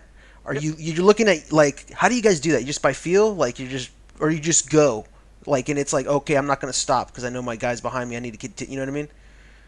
It depends. If your team's been working together for a while, it definitely does come down to just feel. Okay. I was with a squad for a while where literally we could clear entire buildings without saying a word Okay. because you kind of figure it out. But in that instance, it's a lot about verbal communication. Hey, I'm set. I'm moving. Set and moving. Those are the big things. Set means I'm ready to go. Moving obviously means I'm moving. Okay. So in this instance, you'd call set, I'd call set, and then you would give us the command on when we're moving. Okay. And as soon as you say moving, I'm gonna trust that you're actually doing that. And I'm Right. gonna And do I stop like right there? Do I stop you or can you like kind of easily go around me if you accidentally? You know what I mean? You're gonna stop me here, and as long as you know what you're doing, and most of the guys do, is I know that you're point man, so I know that the last thing that I want to do is come up here because Right, I'm gonna right. shoot the back of the head. Right. So you kind of register that bump there that I'm like stopping you, which is like your Yeah, sign. no, Hey, yeah, I should that's stop it, for a yeah. sec. Okay. yes, that is yeah. Okay. So then as you would come up, you're gonna cross the room. You're gonna sweep your gun from this point where you were looking. Uh huh. You're gonna sweep all the way across Okay. to about there. What you never want about there. Oh, to the never okay wanna about there. do- Okay. What you never want to do is sweep all the way across into me, Into you. Okay. because then you're not protecting the room. The only thing that's going to happen if you shoot is you're going to fuck me up. Right. Yeah. Okay. So I would do the same. I would bring my gun across to about here. So Ah, I if we see. cross our guns, So we're we crossing. know that the room is clear. Right? Okay. Because if we come all the way to here and we haven't shot anything, we're good to go. Okay. And obviously, as you're bringing your gun across, you shoot the bad guys you see. Mhm. Okay. So. This is a pretty. I got a question real quick. This is a pretty common building in Arma. Is that like what we just rehearsed there? Is that typically what you're gonna want to see your guys doing in your squad, or like? Yes. Yes. Okay. That is like the ideal standard. The only, and actually, I would oftentimes encourage the use of flashbangs liberally. Okay. I carry 10 flashbangs on me. Flashbangs are light as fuck. Okay. I encourage all my guys to carry at least 4. If you're not flashbanging every, you don't have to flashbang the closet, but if you're not banging every major room, you better be really good at CQB. Yeah. Okay. Because we should use it if it's there, right? Yeah, absolutely. Okay. That is the whole point of Milsim, is we are Army Rangers going up against fucking insurgents. What about We should frag? not- Like, do we have like ROE for frag versus Yeah. flashbang? So frags are super useful. Obviously, if you can use a frag over a flashbang, 100% do it. The issue Okay. with the frag is, with the frag, you have got to be 100% certain there are no civilians in here. Right. So if, for whatever reason, like let's say your platoon command guarantees, says, yes, there's no civilians, it's all enemies in that compound, hell yeah, frag it out. Okay. But if there is even a possibility of civilians being in this building, like most of the time, MOUT urban combat is usually there's civilians intermixed. You want to Okay. limit up the frags. Okay. But like, let's say you're going up to a fucking what are they? If you look at the what are they called here? One of these things out there. Oh, okay. So that is most obviously a military structure. Okay. So if it's a military like location. location. Yeah, if you're breaching into a fob or something like that, fuck them. Okay. There should not be any civilians in there, and if they are, they're not civilians. Okay. Right? So, at that point, I would double check with your team lead and your squad lead and make sure that's their policy, but that's my policy as a fucking squad leader. Fuck them bitches. If they're gonna hide out inside a fucking fob, that's their problem.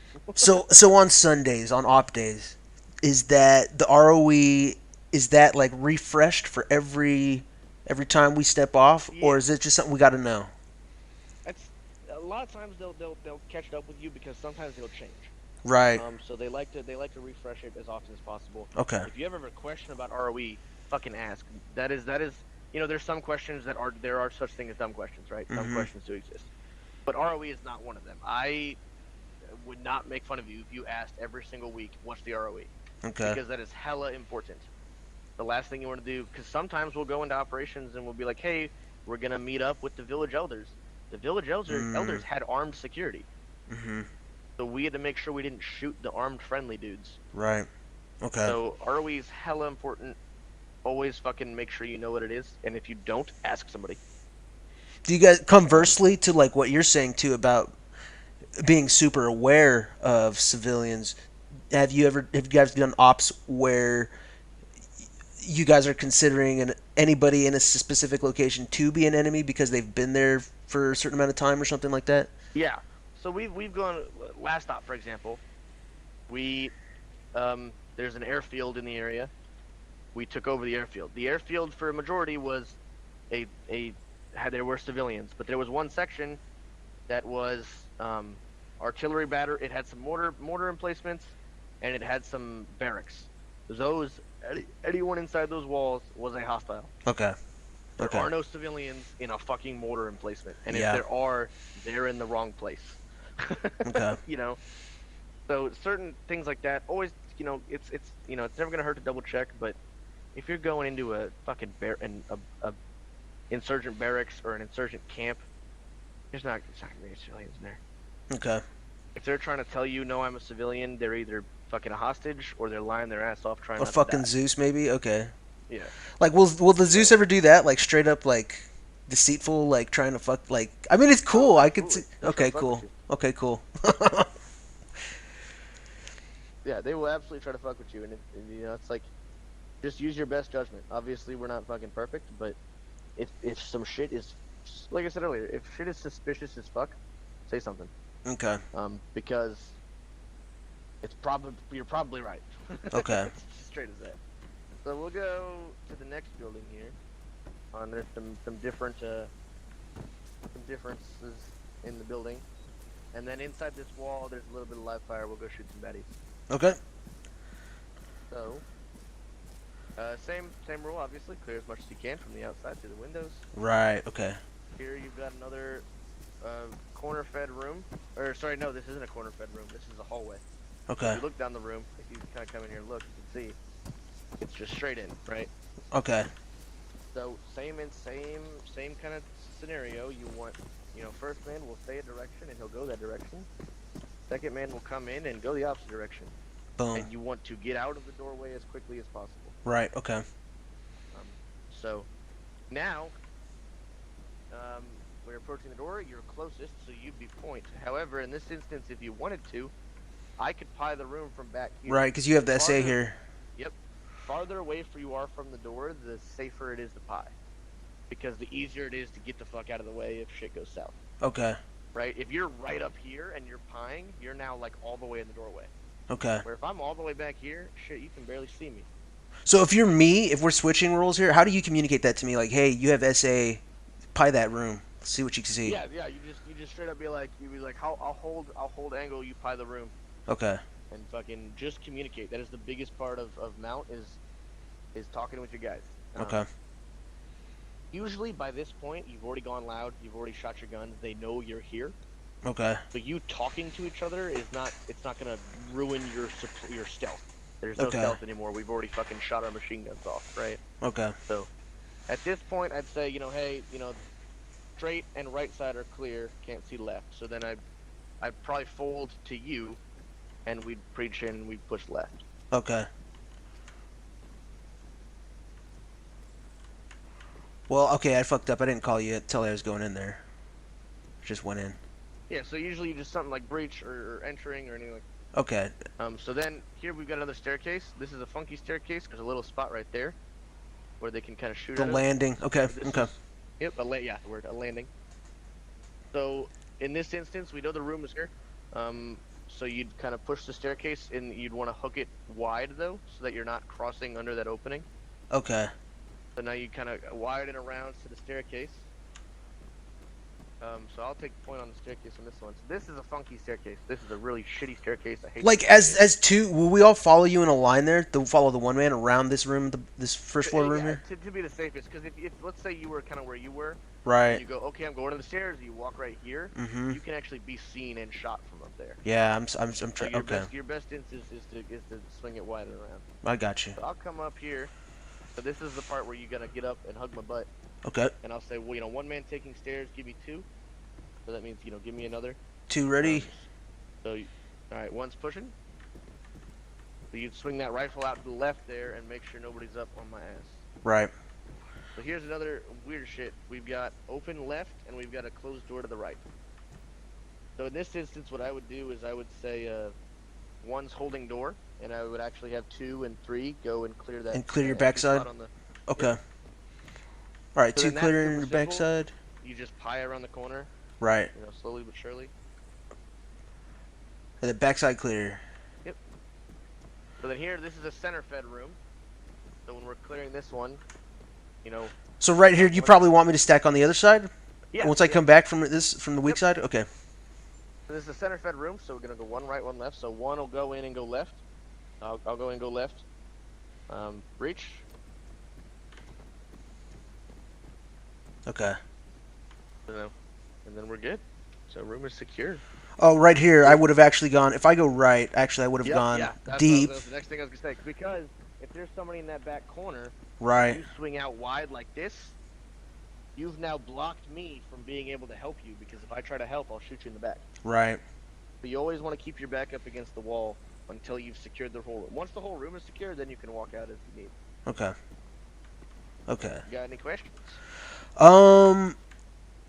There was one that occurred to me. Like I noticed in this build, this is another super common building. This layout is common, right? Yeah. So I'm thinking like we ended up crossing in both of these buildings, which is cool. I think that's because we're gonna do either that or we do like. Do you have? Maybe my question is this: do you have a preference for crossing or not? Because like, do you ever find yourself doing this number hooking in, and then your 2-man hooks to the right? So hooking and crossing is more based on dominant corner is a term that gets used. Okay. And what that means is when I enter this room, where can I go that gives me the strongest footing in the room? So this door was closed, so I didn't know. So I just picked a direction and said fuck it.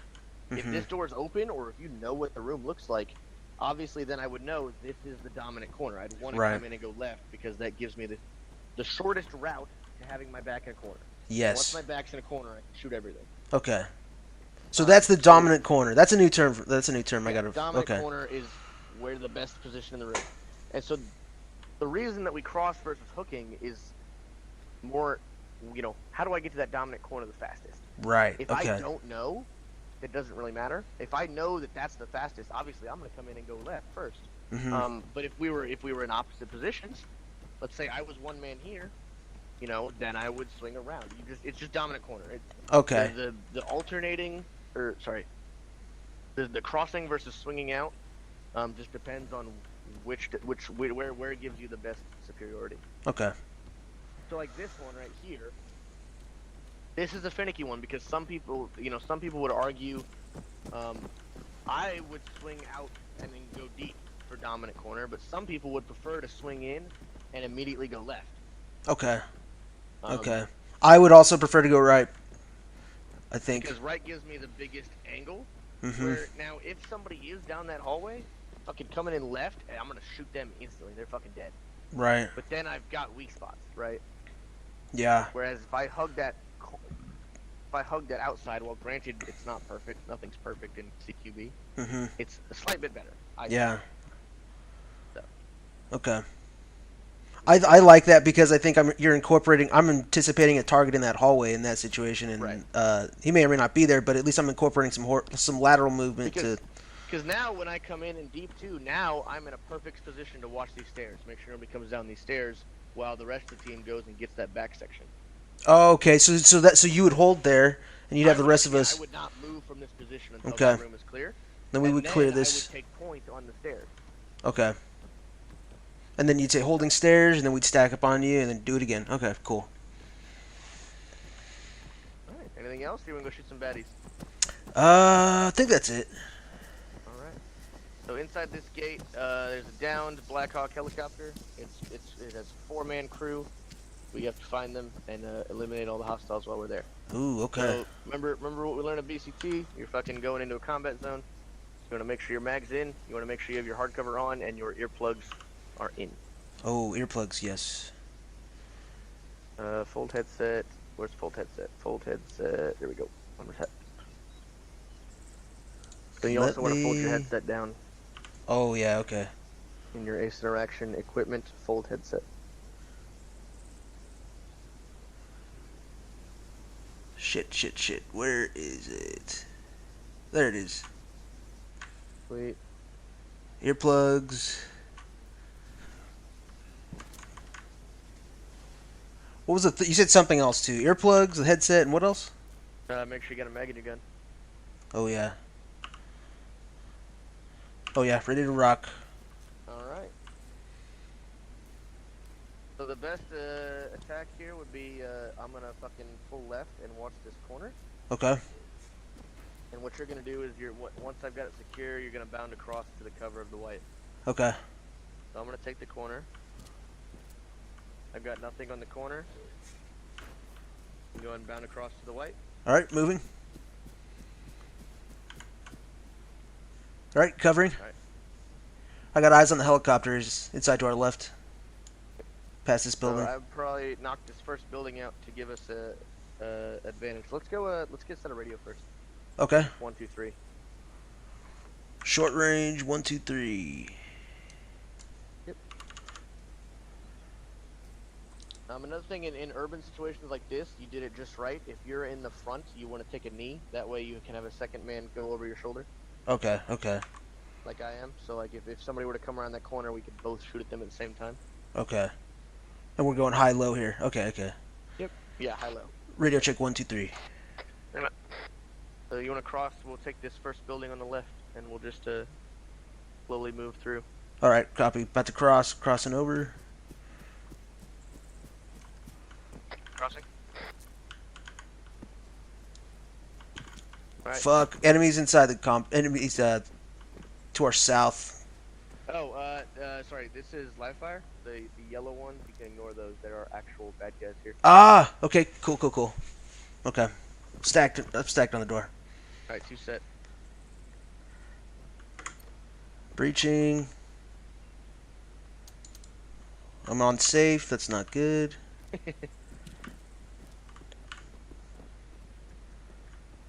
All right, holding right. Hallway far.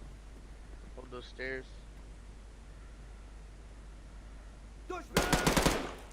One down. Alright, I'm folded back to you. Alright, I'm on. All right, moving up. Door right, holding a door. Yep. Clear and far. Jesus. One down. Nice. Knock that over. Alright, I'm on you. All right, opening door, swinging right, clear right. Clear. Is it a good idea to take a look out this window and maybe get some? I wouldn't get up Okay. close to the window, but Okay. you can look through the window from far back, Okay. kind of like from back here. We're taking fire from somewhere though. I'm not peeking that fucking shit. Yeah, I can't tell either. Fuck it. Yeah. Then we go back. Another thing with MOUT is whenever possible, you want to go back out the same door you came in. Okay. That way friendlies know where you're at. Okay, that makes sense. Alright. I'm going to hold this corner if you want to cross to that next. Copy. I'm ready to move. Hold up, hold up. I see the motherfucker down there, but I a little bad mag. Alright, you good to move? Moving.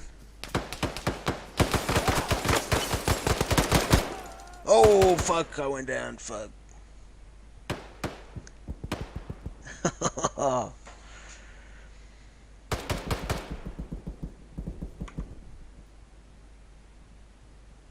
Oopsie poopsie. Oopsie poopsie. A little bit of fun there, huh? Give me a second. I'll get you. Yay.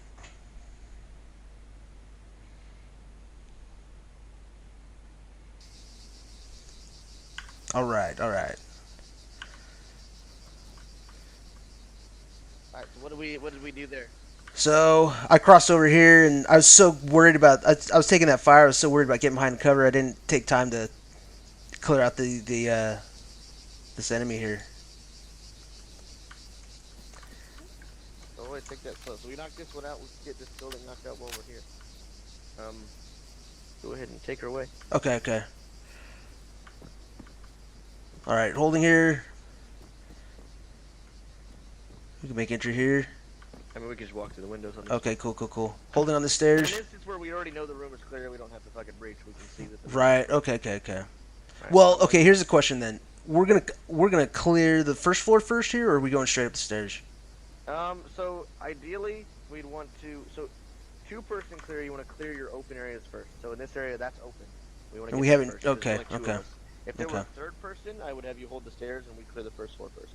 Okay. But we don't have that privilege. Okay. All right, two set. All right. Moving up.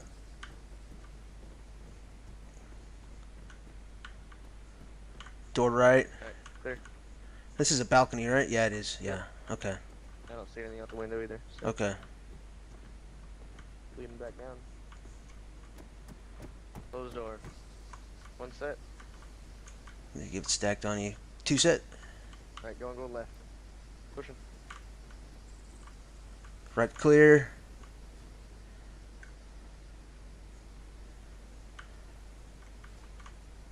All right, let's head back out. Okay.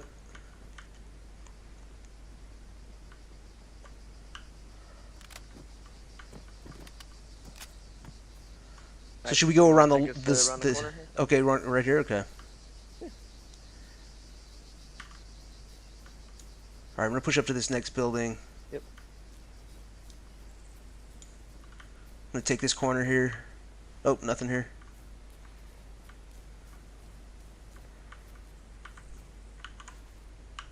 All right, taking this corner. We're taking the corner. You want to get low? Oh, okay. Copy that. That's right. Okay. All right, I see that helo rotor, the tail rotor. All right. Let's knock this next building out here. Okay, I'm gonna stack on this. I'm gonna watch our far right. One ready. Two ready. Breaching. Taking life. Taking left. Go. Yeah. Left side clear. Shit. Fuck that shit. That came from out behind us, so I shut the door behind us. I'm gonna pop this door again. Okay, I'm trying. I'm looking for him. He was like due south. I don't know exactly where. Oh, I see him.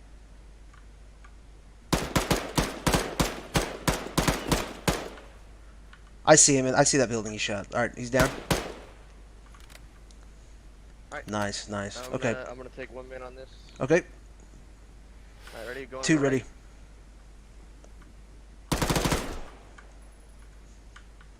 Holding stairs.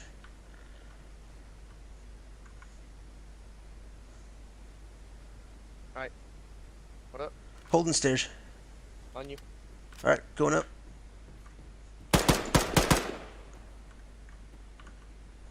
We're clear? Clear. Alright. Take a quick peek out, make sure.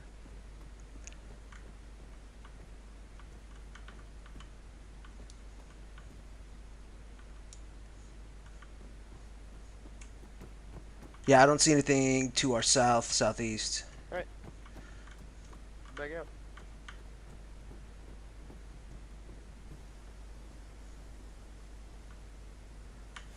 Yeah, we do have a wall on the backyard, the backside here, where the window side, so we have to take this side, I guess, right? We could jump over it, but yeah, we'll go this way. Alright, I'll take one here, on this corner. You said there's 4 friendlies we're looking for? Should be The crew? a pilot, a co-pilot, crew chief, and a door gunner. Yep. Okay. Looking at that building that the enemy came from earlier. How would we approach this? Should I hold here and let you cross, or vice versa? Is he still up? Well, let's swing around right, left a little bit, I mean, and try to get up to that helicopter. Like to the front side? Okay. Alright, I'm moving in.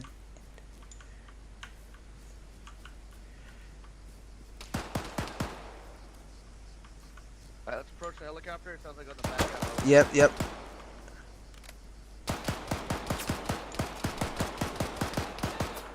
I'm taking the left side here. Yep, go.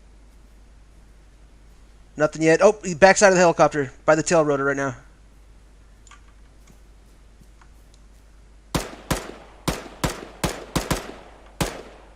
One down. Good shot. Alright, we've got two deceased here. We need 2 more. There's a pilot and a crew chief, looks like, right there. Okay. Alright.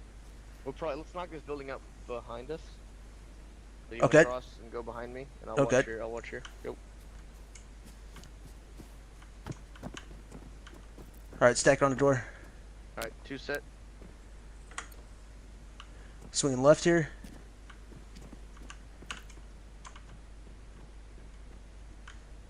Alright, I got 1 friendly inside here. Watch your fire. 1 enemy inside. He's down. Shit. Alright, let's get the staircase. 2 set. Alright, 1 set. Alright. Oops, I got in front of you, sorry. You're good. You're good. Just go. I'll take your backside. Backside clear. Alright, set. Set.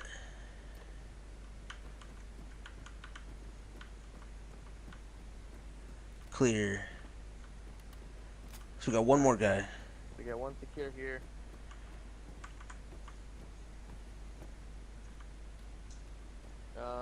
Let's probably go around the helicopter then and get the buildings that are all nearby. Okay.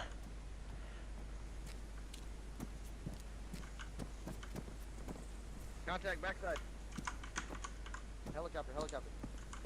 Copy. He's down. Reloading. Second one down.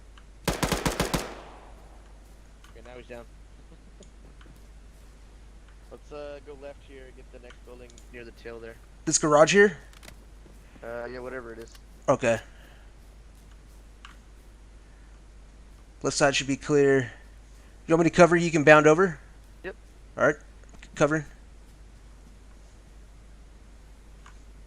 Alright, moving. Gotcha. Watching windows here. Alright, 1 set. 2 set. Taking left. 1 enemy down. Looks clear. Yeah, I'll watch this door if you want to get that closet. Alright, clearing the closet. 1 more friendly inside. Alright, let's finish this building up and then we'll get him out of here. Alright, one's up. Alright, 2 set. I'm gonna go and go left. You go right. Copy. Go on. Right side clear. All right, looks all clear here. All right.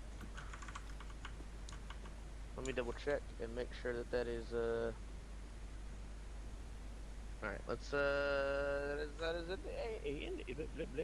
English. That's it. We got the bad guys Easy money. Nice. Awesome. and the good guys. So Not the only easy thing money. now I with didn't the even I didn't make it open very window far. building- What's up? I said not as I said not easy money because I actually didn't make it very far before you had to Yeah, res you're me. right. You've been all right. No, I was so Wait. concerned with crossing over there. I was just like, just get here, and then of course there was an enemy waiting for me, so it was a timing. So that's timing, and it's one of those things where like you know, we can clear the building from the outside, but it works both ways, right? So when those nice big windows are nice to see what's inside, but they can see out too to us. So Right. Okay. you got to be thinking about that kind of junk. Well, the pilots, thank you for rescuing the two of them. Woohoo! Just complete. We've got one more section. We've got one more section that doesn't have to be done, but if you would like to do it, it is going to be air assault, so fast roping. Okay, sure. Yeah. Alright, let's Why do it. not? Fast roping and Halo. Oh, Halo as You wanna well. do fast Okay. roping first or Halo first? We can do fast rope first. All right. Whatever's easier. Whatever's easiest. I don't mind. We'll go to we'll do Halo first, just because then it'll smoothly flow. Nice. Yeah, never jumped out of a plane before. Never used a parachute in Arma. Oh well, it's time to learn. Yep.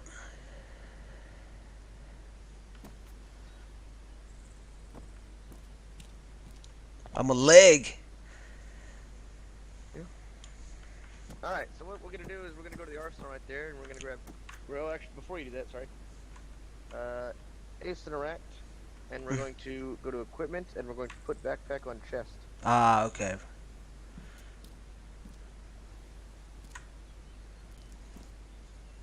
Shit, did I do it or did I select the wrong one? There's so much down there. I gotta. You're good. Okay. Yeah, I see it. So now we're gonna go to the arsenal. And we're gonna equip two things. First, we're gonna go to the backpack section. Okay. And we're going to look for the Halo operations rig. Got it. Okay. And then we're gonna go to the watch section and look for altimeter watch. Okay. We have those two things. All right. We're gonna then get in this truck here behind us, because I forgot that we can't walk very fast while we're doing this.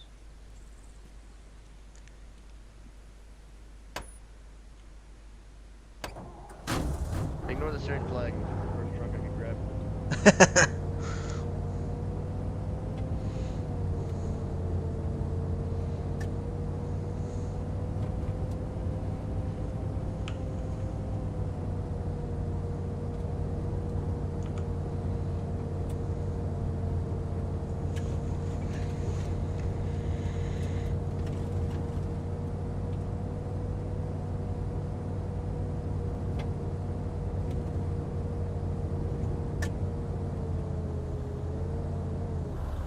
Nice. C-130, right? Sir. I always forget which one has turbo, which one has the fucking propeller, the props or the jets. Well, I can tell you, you might forget from pictures, but if you ever saw them in real life, they'd be damn well. You'd be able to figure it out. Because either the C-17 or the C-5, which are the ones with jets, are about. The C-17 is about twice as big as this, and the C-5 is about 3 times as big as this. Yeah, I see them all the time, man. I'm over here in Ramstein right now. Give me 1 second. Okay.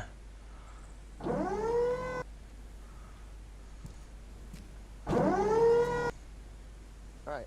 So, when we're loading into air vehicles, so Chinooks, helicopters, etc., we make 2 lines. Okay. If it's a helicopter, like a Blackhawk, we make the lines at the front of the helicopter. If it's a Chinook or a C-130 with the tail ramp, we make the 2 lines at the ramp. Okay. So 2 shoulder-to-shoulder lines, so like this. Like you'd be there, I'd be here. We'd be ready to go. And then you just make the lines going backwards, right? Okay. So, for Halo and fast roping, you're going to be counted off. So you're going to say 1, load up. So whoever the first 2 people are, they're both 1. So what you do when you hear 1 load up, you say puddle 1, or you say your name, and then say whatever number you got given. That way they know that you heard them. Okay. So in that instance, you'd say puddle 1, and then you'd get in. And then you're going to sit around, you're going to lollygag until it's time to go. If you look on the map, I'm going to draw a line. This is our jump line. Okay. And on the jump line, you're going to see 2 things. You're going to see this. This is red light. And Okay. then you're going to see this. This is green light. Mm-hmm. The red light basically means shut the fuck up, everybody pay attention because we're about to jump. Mm-hmm. Green light means, hey, it's time to jump. So what they're going to do is they're going to say red light when we hit the red light marker. We're going to keep flying along, and then they're going to say green light. Once they say green light, they're then going to start counting. They're going to say 1.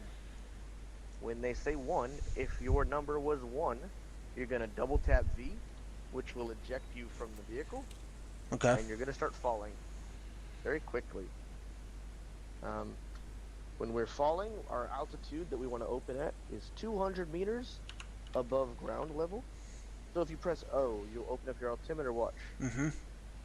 You see we are currently at 17 meters ASL. Okay. Sea level. So Okay. here's where a little bit of math comes in.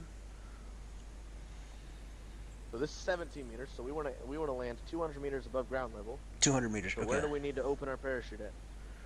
Above 200 meters. 200 meters above ground level. But this gives us sea level. Oh, this gives us sea level. 17. So 217.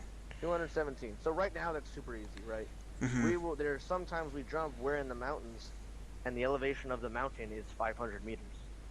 So 500 plus 200, you open at 700 meters. Okay. They will always give you that information before you load the bird. If they do not, you do not load the bird until you know that information, because the last thing you want to do is go kasplat. Okay. Okay, that's so we're important. Open it 217 meters, you're going to scroll wheel, and you're going to hit open parachute. And then you're just going to nicely drift on down. Okay. Any questions? Nope. Alright, puddle 1. Wait, what do we say again? I forget. I'm sorry. You basically repeat to me. Wait, say your name and the number I gave you. Okay. Oh, and you said 1 is 2 people. Like 2 people are 1. Yeah, so if me and you were in the 2 lines right here. Oh, I both of see. us would be I'm 1. tracking. And then the next 2 people, both of them would be 2. Gotcha. Okay. So if the jump master would say, puddle Perella 1. So we each say our own name and say 1. So Okay. Perella 1, Puddle 1. Okay. So if you get to about here, you could hit scroll and hit right and back. Okay. Back up, right there. Oh, there we go. Right and back.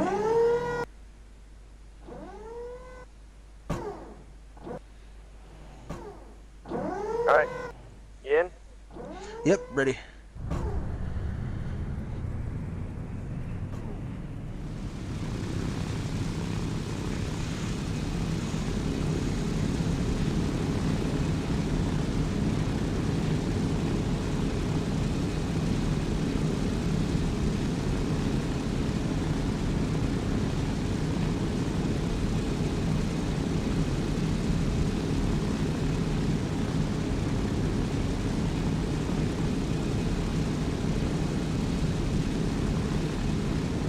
And away we go.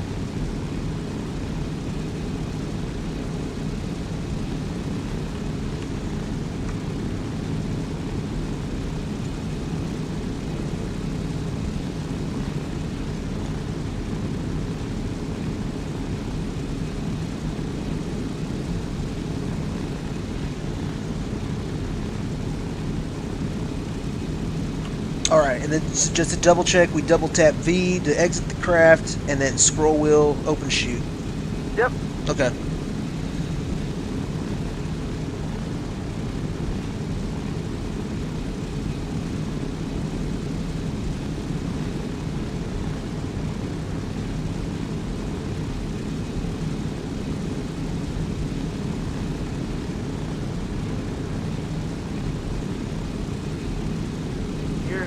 our jump altitude, which means the altitude the plane is at, will be somewhere around 2,000 meters or above. Okay. Okay. So you're going to fall for about 15 plus thousand meters. Sorry, 1,500. Sorry. Okay. And then you'll open your chute when you need to. Okay.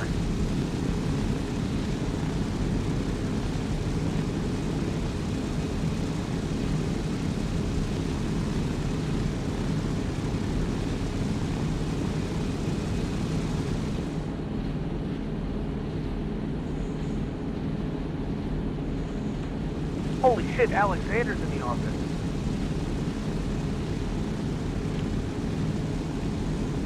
We gotta finish this up. I gotta go shit talk with people.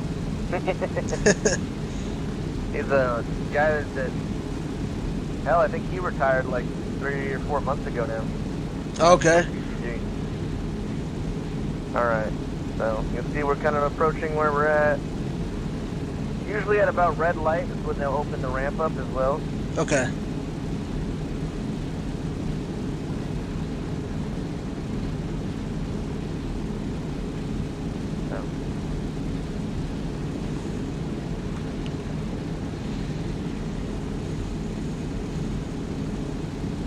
So here you go, red by, stand by.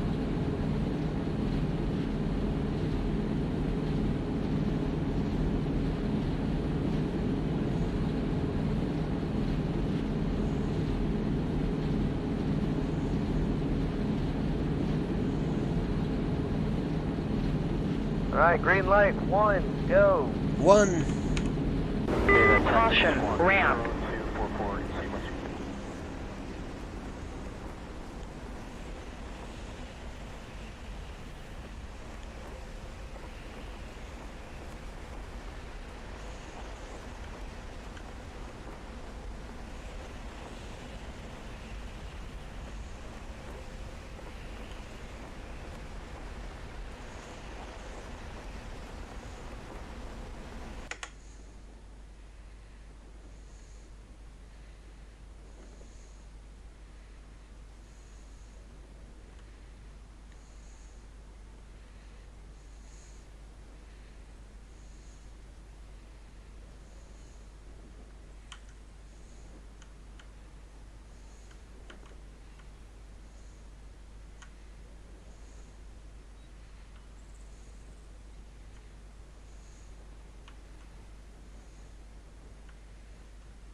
Nice.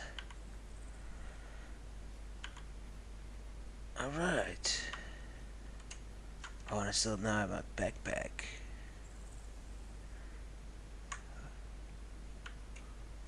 Nope. There we go. Alright, now you're gonna drop your backpack on your back. Okay. Or you could drop the parachute and put your backpack back on your back. Oh, okay. Let me see. Drop that. Put this on back. There we go. Okay, cool. Alright, ready Nice. for the fun part now? Oh, okay, fast rope. Nice. Okay, cool. Fast roping. Alright, it's got a fire system. So, fast roping to be the exact same. Remember what I said? It's a Blackhawk. We line up 2 lines in front. Okay, that's right. And I'm going to give you your number. And it's, funnel 1. Okay. So now, instead of double tapping V, what you'll do is when you get the green light, they'll say 1 go. You'll hold your ace interaction wheel, your interaction wheel, Okay. and there will be an option that is literally fast rope. Okay. Select it, and then it will put you on the rope, and you'll slide down the rope. Okay. And it's as simple as that. But everything else is the same. So numbers, red light, green light type thing, stuff like that. All right? Okay. All right. Let me draw me a quick line.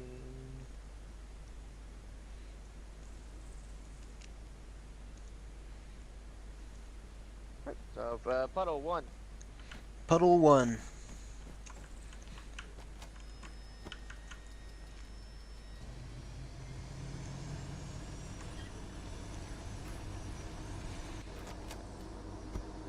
Alright, I'm in. Alright.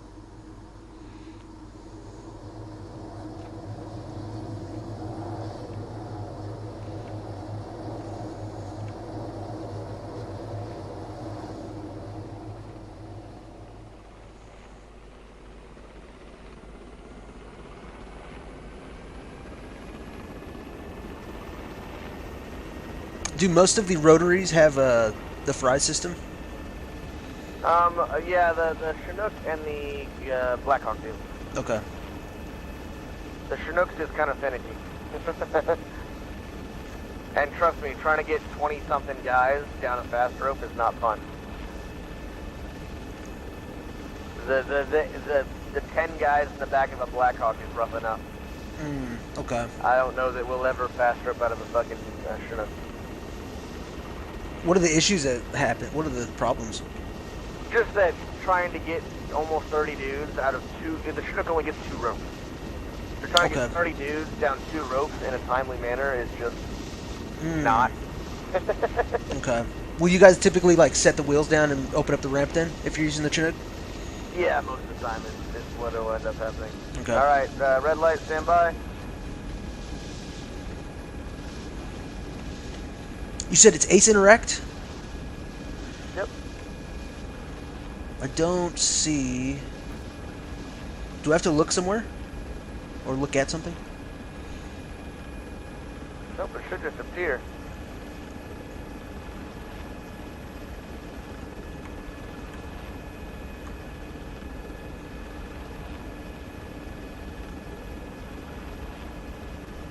Okay, I see on the it says deploy 36-meter ropes. Do I have to deploy those? Is that what it is?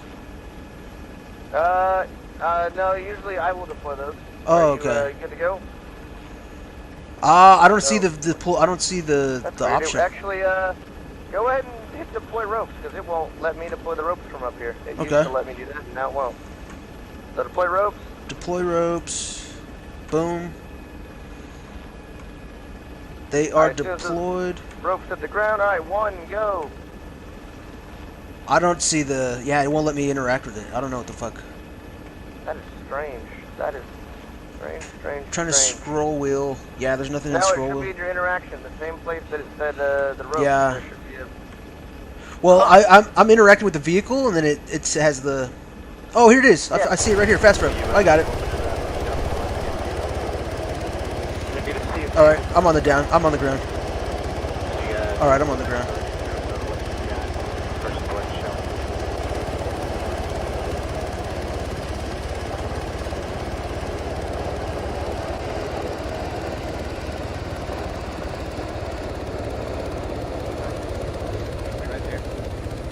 Okay, I got it. I have to interact with the vehicle. I was trying to self-interact, I think. Okay. Okay, cool. This has concluded your infantry training. Do you have any more questions for anything we did today? No, not really, man. Alright, if you ever do, you can always ask. If your team can't give it to you, I fucking could talk your head off about it probably, so. Any questions, awesome. always ask. Which squad are you in? I am 1-3 squad leader. 1-3. Okay, cool. Sir. And how do you say your name? Pirello? Pirello, yep. Awesome. Hey, man, thanks for taking the time, man. Honestly, because it's a lot of information. It's a lengthy little thing, but I'm really glad you took the time, man, to cover it because it's awesome. I really see the effort you guys put into this server, man, and it's cool. It is useful ass information that you will use time and time again. I would say that the rarest thing we do out of everything I just taught you is fast roping. Okay. Everything else, well, fast roping and Halo. All of that other stuff you will most likely use on a weekly basis. Okay. Halo just depends on the mission set, obviously.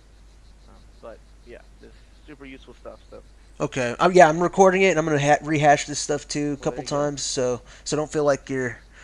I'm definitely gonna, try to absorb everything you're sharing here. All right, man. Yeah, thanks again, dude. I could tell you guys fucking put a lot of effort into this fucking community here, man. It's awesome. I dig it. We give it our best shot. I don't know. There's a lot of the guys that are in charge right now are old Joes that just came back. There was a big old clusterfuck. Yeah, that's what I've been hearing, man. Per se, but a lot of your guys are old Joes that were here when the unit was in its glory days, and we're trying to get it back there because it's been a good place. I'm going on almost 2 years.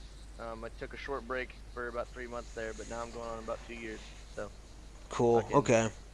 This place is the shit. You just gotta want it to be the shit. You know what I mean? Yeah, you get it. I feel like you get in what you get out what you put in. Yes, exactly. And for the month I've been here, man, if it's any, if it means it, for what it's worth, I've had nothing but good experience so far, man. It's been a fucking That's blast. what we like to hear. Fuck yeah. So, all right, I've got to go do some fucking back end paperwork bullshit to finish up the training here. But other than that, you are complete.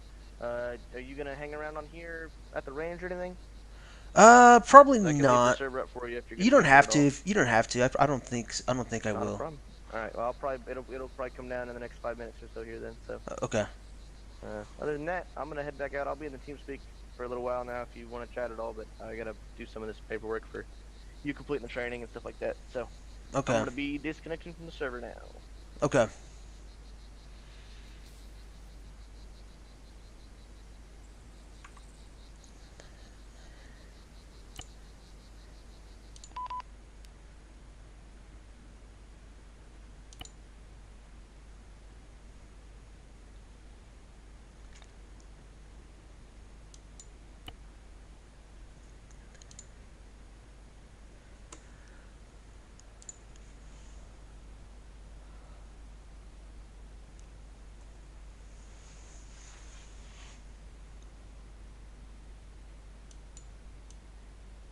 All right.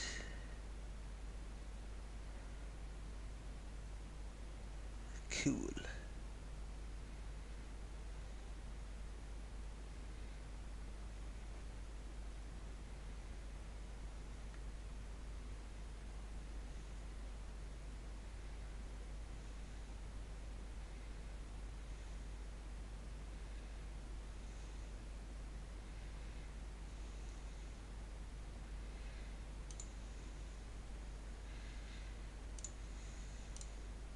Wrap it up.